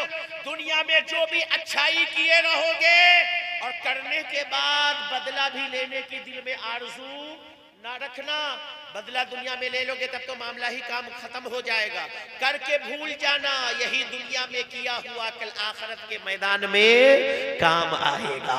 और नेकों के साथ तो ज्यादा भलाई करना, नेकों के साथ ज्यादा भलाई करना, क्योंकि ये नेक लोग अल्लाह की बारगाह में जब बख्श दिए जाएंगे तो ये नेक लोग आपको काम आएंगे। इसीलिए आप दुनिया के अंदर अच्छे काम करने से पीछे ना हटना, मदद करने से पीछे ना हटना, चाहे वो जैसे भी मदद हो। कुछ नहीं है आपके पास, मुस्कुरा करके किसी से मिल लेना, यही सबसे बड़ा आपका हुस्न अखलाक हो जाएगा। हंस करके मिल लेना, मुस्कुरा करके 2 लफ्ज बोल देना, यही बहुत बड़ी। दुरूद शरीफ पढ़ो तो आगे का टुकड़ा बयान करूँ, तकरीर को खत्म करूँ। अल्लाहुम्मा सल्ली अला सय्यिदिना मौलाना मुहम्मद व अला आलि सय्यिदिना मौलाना मुहम्मद बारिक वसल्लिम सल्लु अलैहि सलातु व सलामन अलैका या हबीबी या रसूल अल्लाह सल्लल्लाहु तआला अलैहि वसल्लम। या रसूल अल्लाह, वो कौन सा अमल है जिसकी बुनियाद पर लोग कसरत के साथ जन्नत में जाएंगे? नबी ने फरमाया खौफे खुदा और हुस्न अखलाक। अभी जन्नत की बात हो रही थी, बहुत खुश थे, बहुत खुश थे। अब आगे सुनो, साहबा ने अर्ज किया या रसूल अल्लाह, और वो कौन सा अमल है जिसकी बुनियाद पर लोग कसरत के साथ जहन्नम में जाएंगे? जहन्नम में कौन सा अमल है जिसकी बुनियाद पर लोग कसरत के साथ जहन्नम में जाएंगे?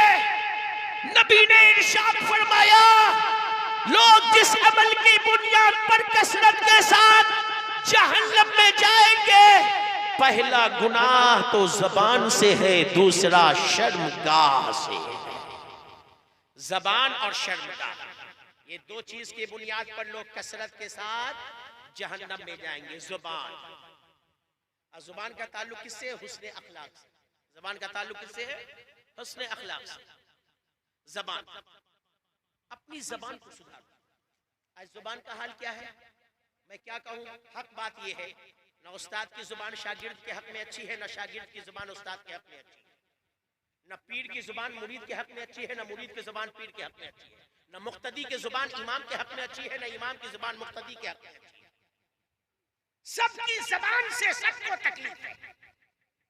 शौहर की जबान से बीवी ना खुश है, बीवी की जबान से शौहर ना खुश है, बाप की जुबान से औलाद ना खुश है, औलाद की जुबान से बाप और मां ना खुश है, रिश्तेदार एक जो है उसकी जबान से दूसरा रिश्तेदार नाराज है, दूसरे रिश्तेदार की जबान से दूसरा रिश्तेदार नाराज है।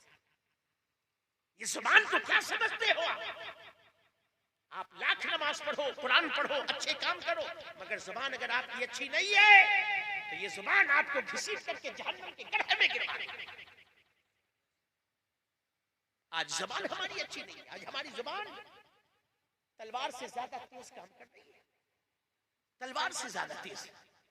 अल्लाह के नबी सल्लल्लाहु अलैहि वसल्लम ने फिर दो औरतों का वाकया सुनाया। कहा सहाबा सुनो, एक औरत बहुत नमाज पढ़ती थी, बहुत नमाज और तस्बीह और सदका खैरात करती थी, मगर जुबान का हाल ये था, शौहर खुश नहीं था, माँ बाप खुश नहीं थे, औलाद भी खुश नहीं, पड़ोसी भी खुश नहीं, सास ससुर खुश नहीं, माँ बाप खुश नहीं, भाई बहन खुश नहीं, खानदान वाले खुश नहीं, समाज वाले खुश नहीं, बिरादरी वाले खुश नहीं, कुंबे वाले खुश नहीं।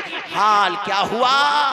नमाज, इबादत, रोजे, ज़कात बहुत थी उसके पास, मगर उसकी ज़बान से उसके पूरे घर वाले ना खुश थे। अल्लाह ने उसे जन्नत नहीं जहन्नम में दाखिल कर दिया। और एक औरत वो थी जो बहुत कम नमाज पढ़ती थी, सिर्फ फर्ज अदा करती थी, सिर्फ साल में कुछ कुरान की तिलावत कर लिया करती थी, सिर्फ जो है फर्ज, ज़कात और सदका खैरात कर दिया करती थी, कोई भी उसके पास नफली अमल नहीं था। मगर हाल ये था कि जबान पर तो उसके मिस्री खुली हुई थी, जब वो बोला करती थी तो उसके जबान से मोती झड़ा करते थे। हाल ये था, शौहर भी खुश था, औलाद भी खुश, सास ससुर भी खुश, ससुराली रिश्तेदार भी खुश, जो है मैके वाले भी खुश, भाई बहन भी खुश, माँ बाप भी खुश, पड़ोसी भी खुश, रिश्तेदार भी खुश। अल्लाह तबारक व तआला ने कम अमल की बुनियाद पर भी उसकी ज़बान की वजह से उसे जन्नत अता फरमा दिया। अपनी ज़बान को अच्छी बनाओ। और क्या लगता है यार, अगर कोई आपके पास आ जाए और आप उससे कह दो अरे भाई अच्छे से हो ना, क्या लगता है इतना कहने में? अपने माँ बाप के सामने चले गए, मुस्कुरा करके कह दिया अब्बा ठीक है ना, अम्मी जान सही हो ना, भाई मिल गया, भाई से अगरचे अलग हो चुका है, वो अलग रहता है, अलग खाता, सामना हो गया, कभी उसके घर चले गए, पूछ लिया भाई खैरियत से है ना, कोई कमी नहीं रहे। अपनी जबान से अगर अपने भाई की खैरियत पूछ लेते हो, माँ बाप की खैरियत पूछ लेते हो, रिश्तेदार की खैरियत पूछ लेते हो, पड़ोसी की खैरियत पूछ लेते हो, अल्लाह के बंदों से मुस्कुरा करके बात कर लेते हो, यार इसमें क्या जाता है? कौन सा इस पर टैक्स लगा हुआ है? कौन सा इस पर आपको जो है बहुत ढेर सारा पैसा जो है गवर्नमेंट के यहाँ जमा करवाना, कि इतना हंसे हैं तो साल भर में इतना बिल आ जाएगा और इतना टैक्स लग जाएगा? क्या जाने वाला है, मुझे समझ में नहीं आता। आज लोग किसी से मोहब्बत के साथ बात ही करना पसंद नहीं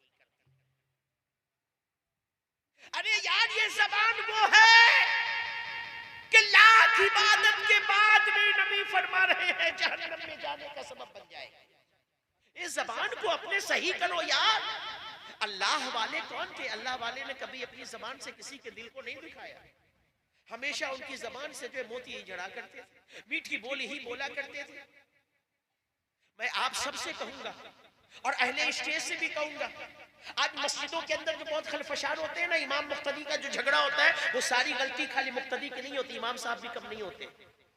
जी हाँ, ताली दोनों हाथ से बजती है, एक हाथ से नहीं। आप सिर्फ चाहते हैं कि मुक्तदी हमारी इज्जत करे, मुक्तदी हमें खाली तोहफा दे, इमाम साहब के हक की बात करो, सारे इमाम साहब खुश हो जाते हैं। मगर इमाम साहब कभी आपने भी समझा आप पर भी कुछ हक है कि नहीं मुक्तदी का? आपकी जबान मुक्तदी के हक में अच्छी नहीं है।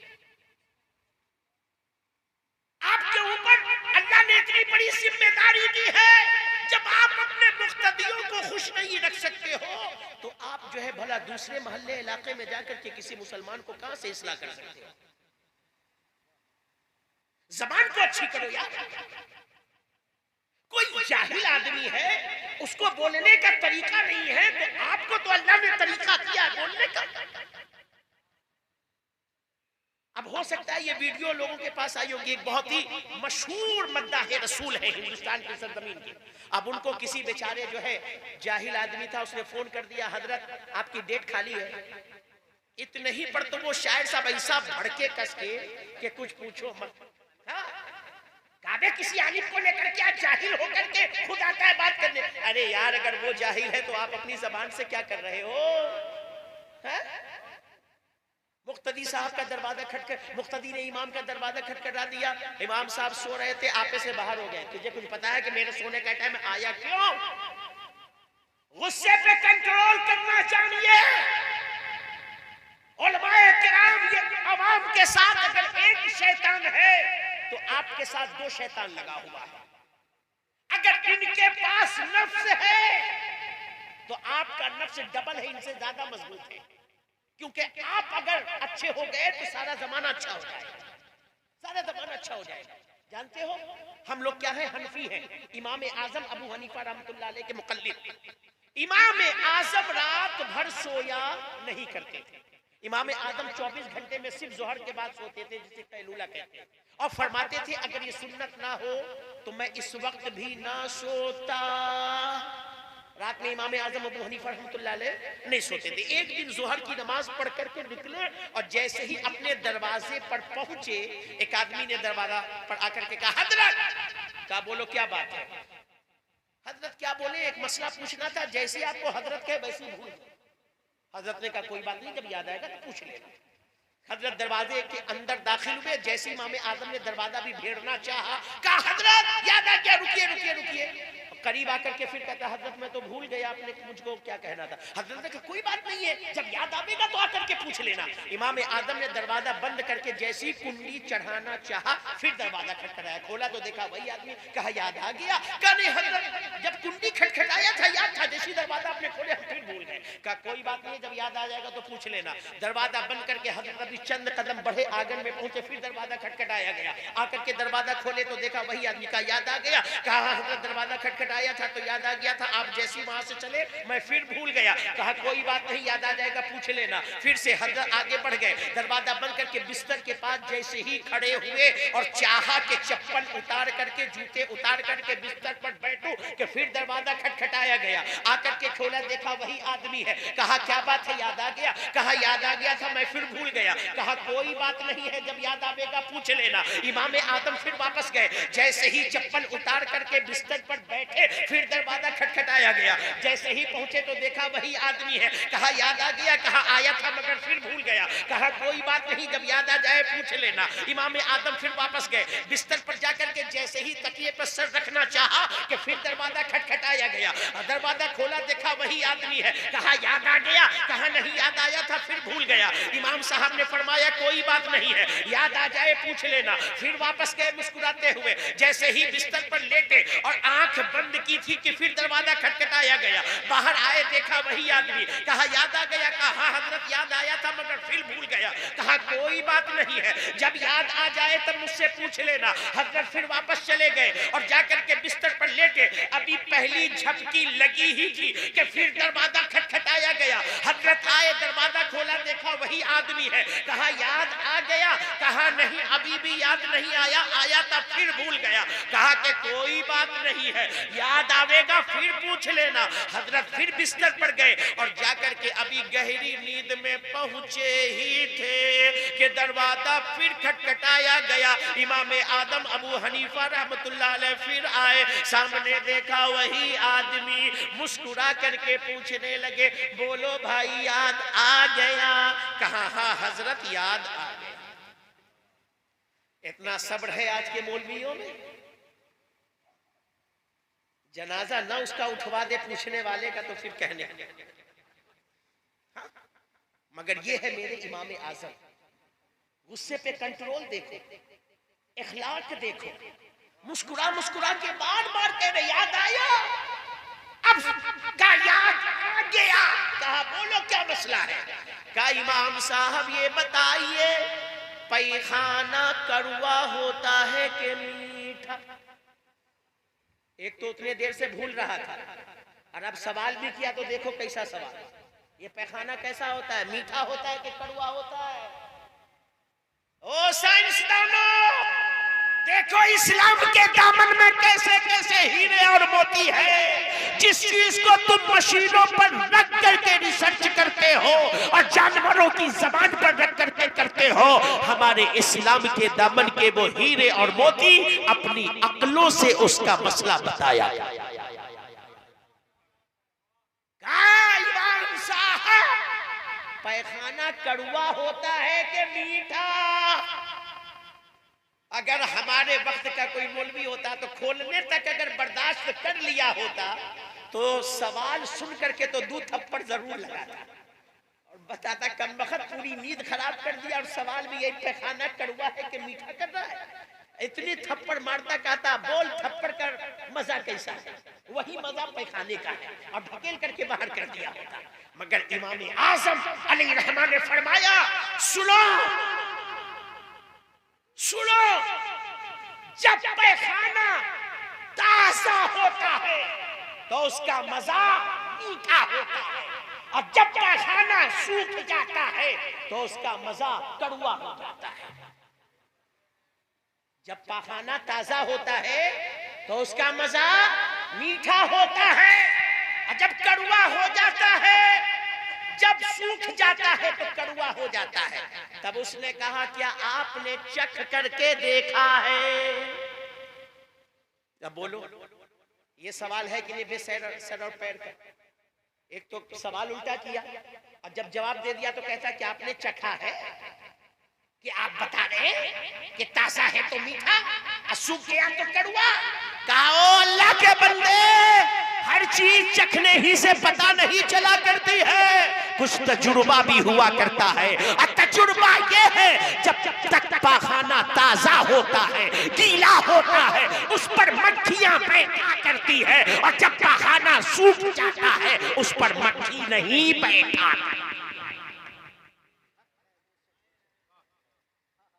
उस पर मक्खी नहीं बैठा करती। तुम बताने का मकसद वो नहीं है, वो तो हजरत इमाम आजम अबू हनीफा की अक्ल फिरासत तो पूरी दुनिया जानती है।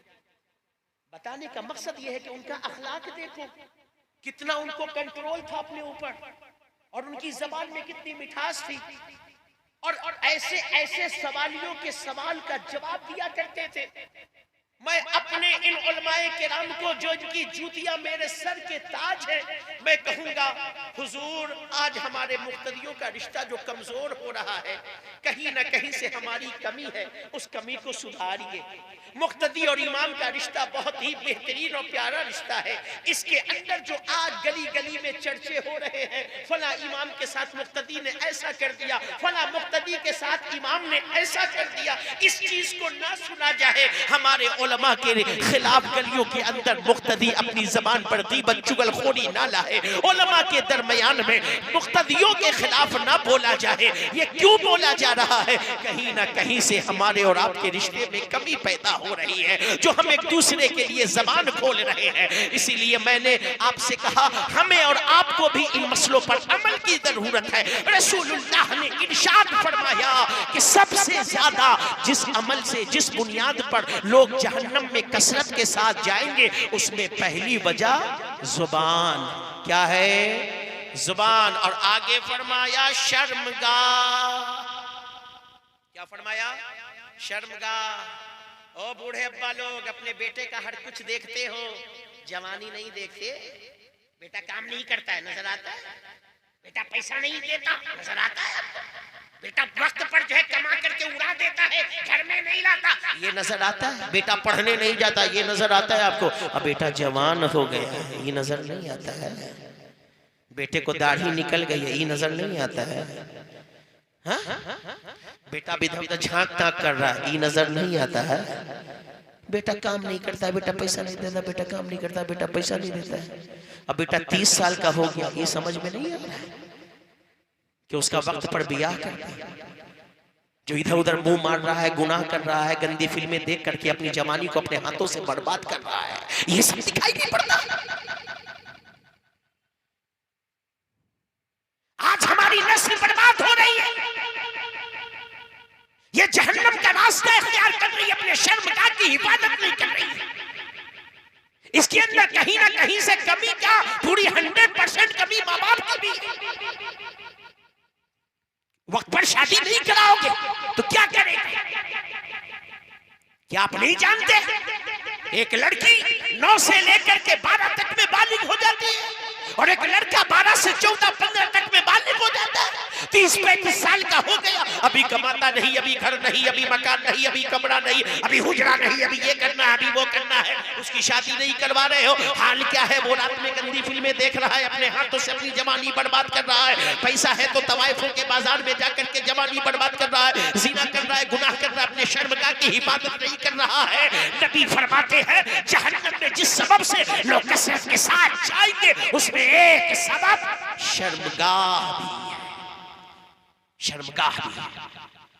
वक्त पर शादी करो बच्चों और बच्चियों की, शर्मगाह की हिफाजत करो। अल्लाह के नबी ने इरशाद फरमाया तुम मुझे 2 चीज की हिफाजत की जमानत दे दो, मैं तुम्हें जन्नत की जमानत देता हूं। या रसूल अल्लाह वो 2 चीज क्या है? नबी ने फरमाया अपने जबान और अपने दोनों पैर के दरमियान वाली चीज की जमानत तुम मुझे दो कि तुम इसकी हिफाजत करोगे, मैं तुम्हें जमानत देता हूं कि मैं तुम्हें जन्नत अता करूंगा। मगर नबी तो अपनी जमानत दे रहे हैं जन्नत की, मगर जिस चीज की जमानत आपसे मांगी है क्या आप वो जमानत दे रहे हैं अल्लाह के नबी सल्लल्लाहु अलैहि वसल्लम को? ना आपकी जबान आपके काबू में है और न शर्मगाह आपके काबू में है। गुनाह पर गुनाह हमारे माशरे में हो रहा है। आए दिन अखबार में देखो फला लड़की फला के साथ भाग गई, फला का लड़का फला की लड़की को लेके भाग गया, फला लड़के लड़की जो है आपस में ये गंदे काम करते हुए मिल गए, फला लड़के ने ऐसे किया, फला लड़के ने ये किया। ये सब क्या है?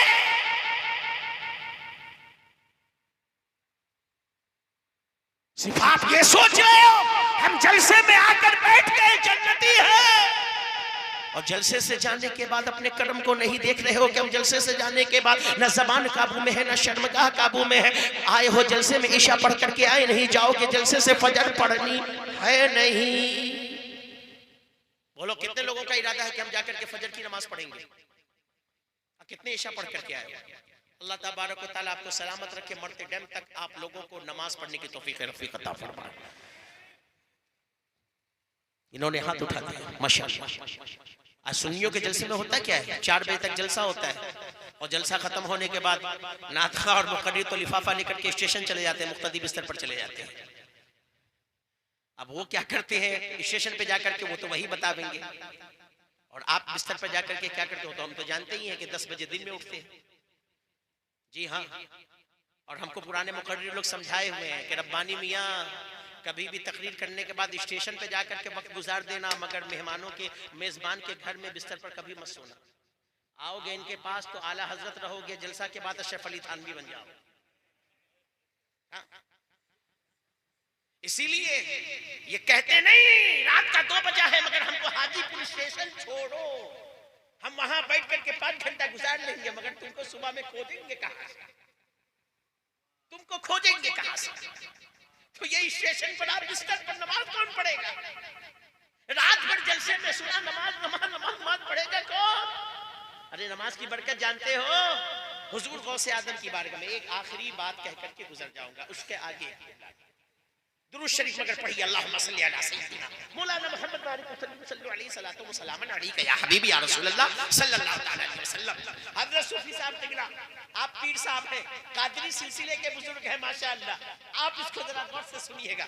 हुजूर गौसे आदम की बारगाह में एक शख्स आया, आने के बाद कहा हुजूर मुझे मुरीद कर लीजिए, मुझे मुरीद कर लीजिए। हुजूर गौसे आदम ने फरमाया ठीक है आओ मैं मुरीद कर लेता हूं। कहने लगा मगर मुरीद करने से पहले कुछ सुन भी लीजिए। कहा सुनाइए। कहा 2 शर्त है हमारी। बोलो। कहने लगा हजरत हमारी बात तो सुन लीजिए। कहा क्या? कहा हमारी 2 शर्त है, उसी 2 शर्त पर हम आपसे मुरीद होंगे। कहा क्या शर्त है तुम्हारी? कहा हमारी शर्त यह है कि हम चोर हैं, मुरीद हो जाएंगे मगर चोरी करते रहेंगे। चोरी करेगा? अरे अल्लाह ने कुरान में कहा चोर के दोनों हाथ काट दो, अब तुम चोरी करेगा और मुरीद हो करके। कहा कि हाँ हम चोर हैं, चोरी करेंगे और मुरीद आपसे होंगे। तो हजरत ने फरमाया अच्छा चलो दूसरी बात बताओ। कहा दूसरी शर्त यह है कि हम नमाज नहीं पढ़ते हैं, अब मुरीद हो करके भी नमाज नहीं पढ़ेंगे। हजरत ने कहा तो बहुत बड़ा बेवकूफ आदमी आ गया, ये चोरी भी करेगा, ये नमाज भी पढ़ेगा और हमसे मुरीद होगा।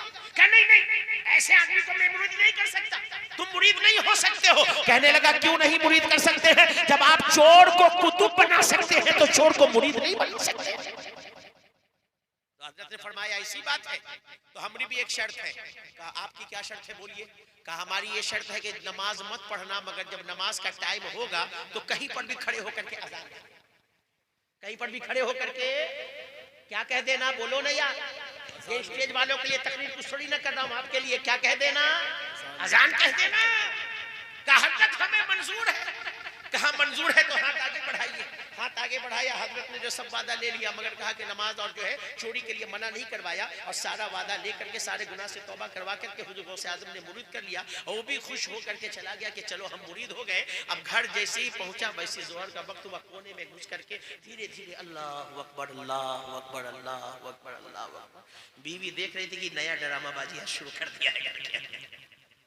एक दिन कुछ नहीं बोली, दूसरे दिन भी कुछ नहीं बोली, तीसरे दिन भी कुछ नहीं बोली। तीसरे दिन इशा की नमाज के टाइम उसको पकड़ लिया और कहा ये का चोर हो करके चोर की तरह अजान दे रहे हो घर में छुप करके? अरे इतनी ही ज्यादा अजान देने का शौक है तो मोहल्ले की मस्जिद में जाकर के अजान क्यों नहीं देते हो? कहने लगा अरे पागल बात ये नहीं है। तो कहा बात क्या है? कहा हम तो बहुत बुरा फंसे, हम तो समझे थे कि बहुत हल्की बात है, मगर ये तो बहुत बड़ी बात है। कहा क्या हुआ? कहा गौसे आजम से मुरीद हो गए हैं, हम कहते नमाज नहीं पढ़ेंगे चोरी करेंगे। गौसे आजम ने कहा ठीक है मुरीद कर लेते हैं, मगर तुम अजान खाली दे देना। अब 3 दिन से तो हम हल्का समझे थे, मगर हम तो बहुत बुरा फंसे हुए। इस जोहर में अजान, फिर असर, फिर मगरिब, फिर इशा, फिर फजर, रात भर नींद नहीं आती है क्योंकि पीर साहब से वादा किए है। अरे गौसे आजम के वक्त का चोर भी मुरीद होता था तो इतना अपने पीर परस्त पीर के हुक्म का पाबंद होता था, और आज तो नमाजी रोजेदार हाजी भी मुरीद हो करके रात में मुरीद होता है, सुबह में झूठ बोलता है। हाँ, आज मुरीद और पीर का वही हाल है। अब पीर साहब का भी गरीब अगर मुरीद फोन कर दिया हजरत कहाँ? अरे बाबू हम तो अभी बेंगलोर में हैं। कहाँ से तुमने घर आना? और अमीर आदमी फोन किया कोई बात नहीं है, अभी हम फ्लाइट पकड़ रहे हैं, कल तुम्हारे घर पहुंच जाते हैं। ये हाल है। मगर हम समझते हैं अल्हम्दुलिल्लाह सूफी अख्तर हुसैन साहब किबला बड़े ऊंचे पैमाने पर होंगे, क्योंकि ये सरकाए सुरकाही के नवाजे हुए हैं। अल्हम्दुलिल्लाह सरकाहे सुरकाही ने इन्हें उस वक्त सब कुछ अता कर दिया था जब ये अपने माँ के शिकम में थे। अल्हम्दुलिल्लाह जानते हैं सरकारे सुरकाही से हजरत की वालिदा मुरीद है, और हजरत 7 महीने के अपने माँ के शिकम में थे, तभी सरकारे सुरकाही ने कह करके बुलवाया था कि जाओ फलानी को भेजो, हम उसको मुरीद करेंगे।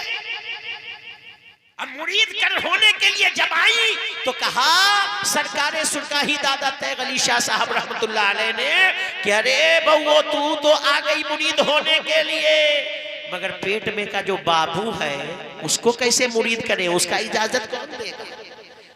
ओ अंधो, मेरे नबी के इल्म गैब पर उंगली उठाने वालों, तुम कहते हो नबी पीठ के पीछे की खबर नहीं रखते, माअज़ल्लाह ये नबी के गुलाम दादा तैग अली शाह है जो ये बता रहे हैं पेट में 7 महीने का बच्चा के बच्ची है। ये नबी के गुलामों के इल्म गैब का आलम है, तो मेरे नबी के इल्म गैब का आलम क्या होगा? दादा तैग अली शाह ने खबर दे दी पेट में बेटा नहीं, बेटी नहीं, बेटा है, उसकी इजाजत कौन देगा? कहा हुजूर उसकी इजाजत हम दे रहे हैं, मुरीद कर लीजिए। तो मैं समझता हूं कि जिसको हजरत दादा तैग अली शाह ने माँ के शिकम में ही नवाज दिया हो तो वो पीर साहब तो ऐसे नहीं हो सकते हैं। अल्लाह तबारक व तआला से दुआ है कि मौला हमारे जितने भी ऐसे वैसे पीर हैं सबको अल्लाह हिदायत अता फरमा दे। तो मोहतरम हजरात, वो कहने लगा हम तो बहुत हल्का समझे थे, ये तो बहुत भारी मसला है। बीवी ने कहा ये तुम्हारा काम है, तुम्हारे पीर साहब गौसे आजम का काम है, तुम लोग समझो। हम तो तुमको ये कहने के लिए आए हैं कि 3 दिन से चोरी करने गए नहीं हो, घर में राशन पानी सब खत्म है। अगर आज रात चोरी नहीं की है तो कल से लॉकडाउन है, नाश्ता खाना सब बंद। यही तो हम भी सोच रहे हैं, चोरी करने जाए तो कर जाए, ये तुम समझो। क्या अच्छा ठीक है, आज रात में हम जाते हैं। रात के 11 बजे घर से निकला है, बगदाद की गलियों में घूमता फिरता एक बहुत बड़े हवेली के सामने जाकर के रुका। कहा इतनी लंबी चोरी आज कर लेते हैं कि 2-3 महीने की छुट्टी हो जाएगी, फिर खाली अजान देते रहेंगे।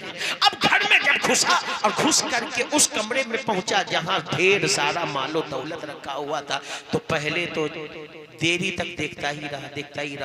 जब होश आया तो जल्दी जल्दी बोरे में भरने लगा। जब भरने लगा तो चोरी लालच, इसको भी भर ले, इसको भी भर ले, इसको भी ले ले, उसको भी ले ले, ये भी ले ले, वो भी ले ले।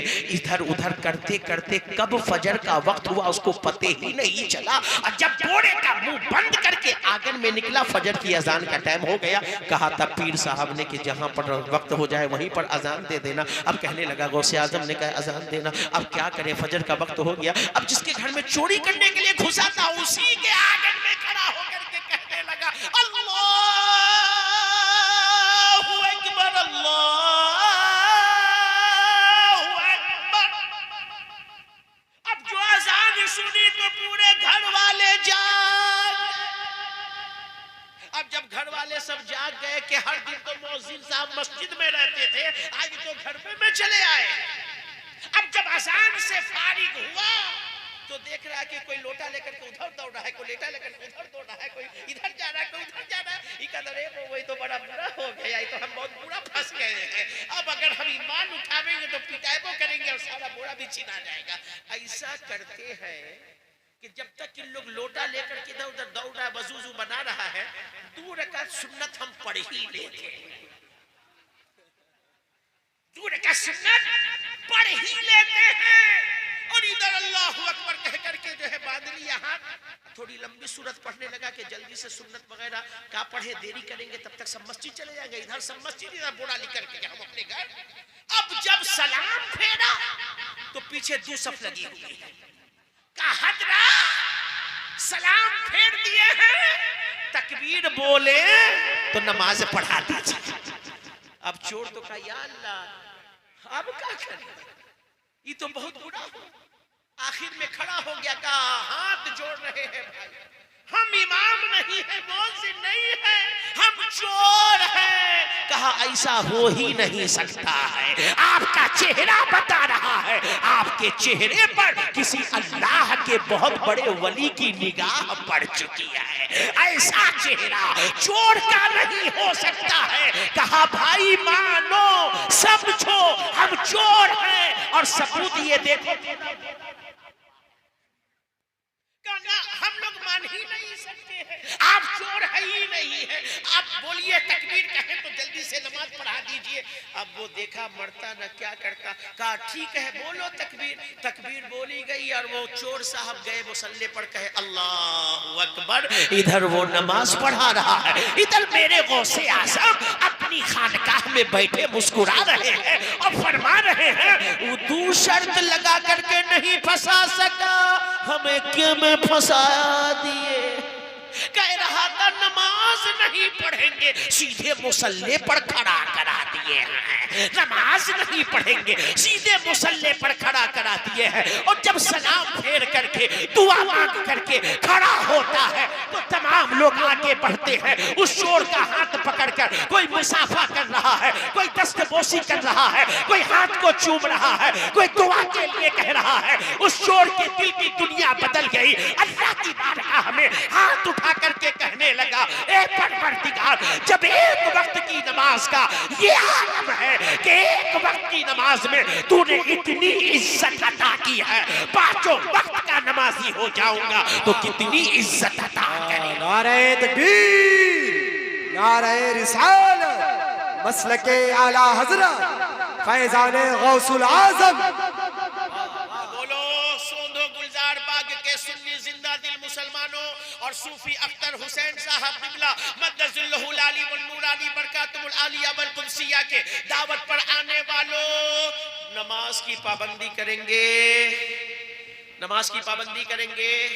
जो नमाज नहीं पढ़ते हैं, रमजानुल मुबारक का मुकद्दस महीना इंशाअल्लाह 3 या 4 मई से शुरू हो जाएगा, बल्कि यूं कहो 2 या 3 अप्रैल से शुरू हो जाएगा। अगर 29 का चांद हुआ तो 2 अप्रैल को मगरिब के वक्त से, अगर 30 का चांद हुआ तो 3 अप्रैल को जो है मगरिब के वक्त से शुरू हो जाएगा। एक आसान और बहुत अच्छा नुस्खा दे करके जा रहा हूँ।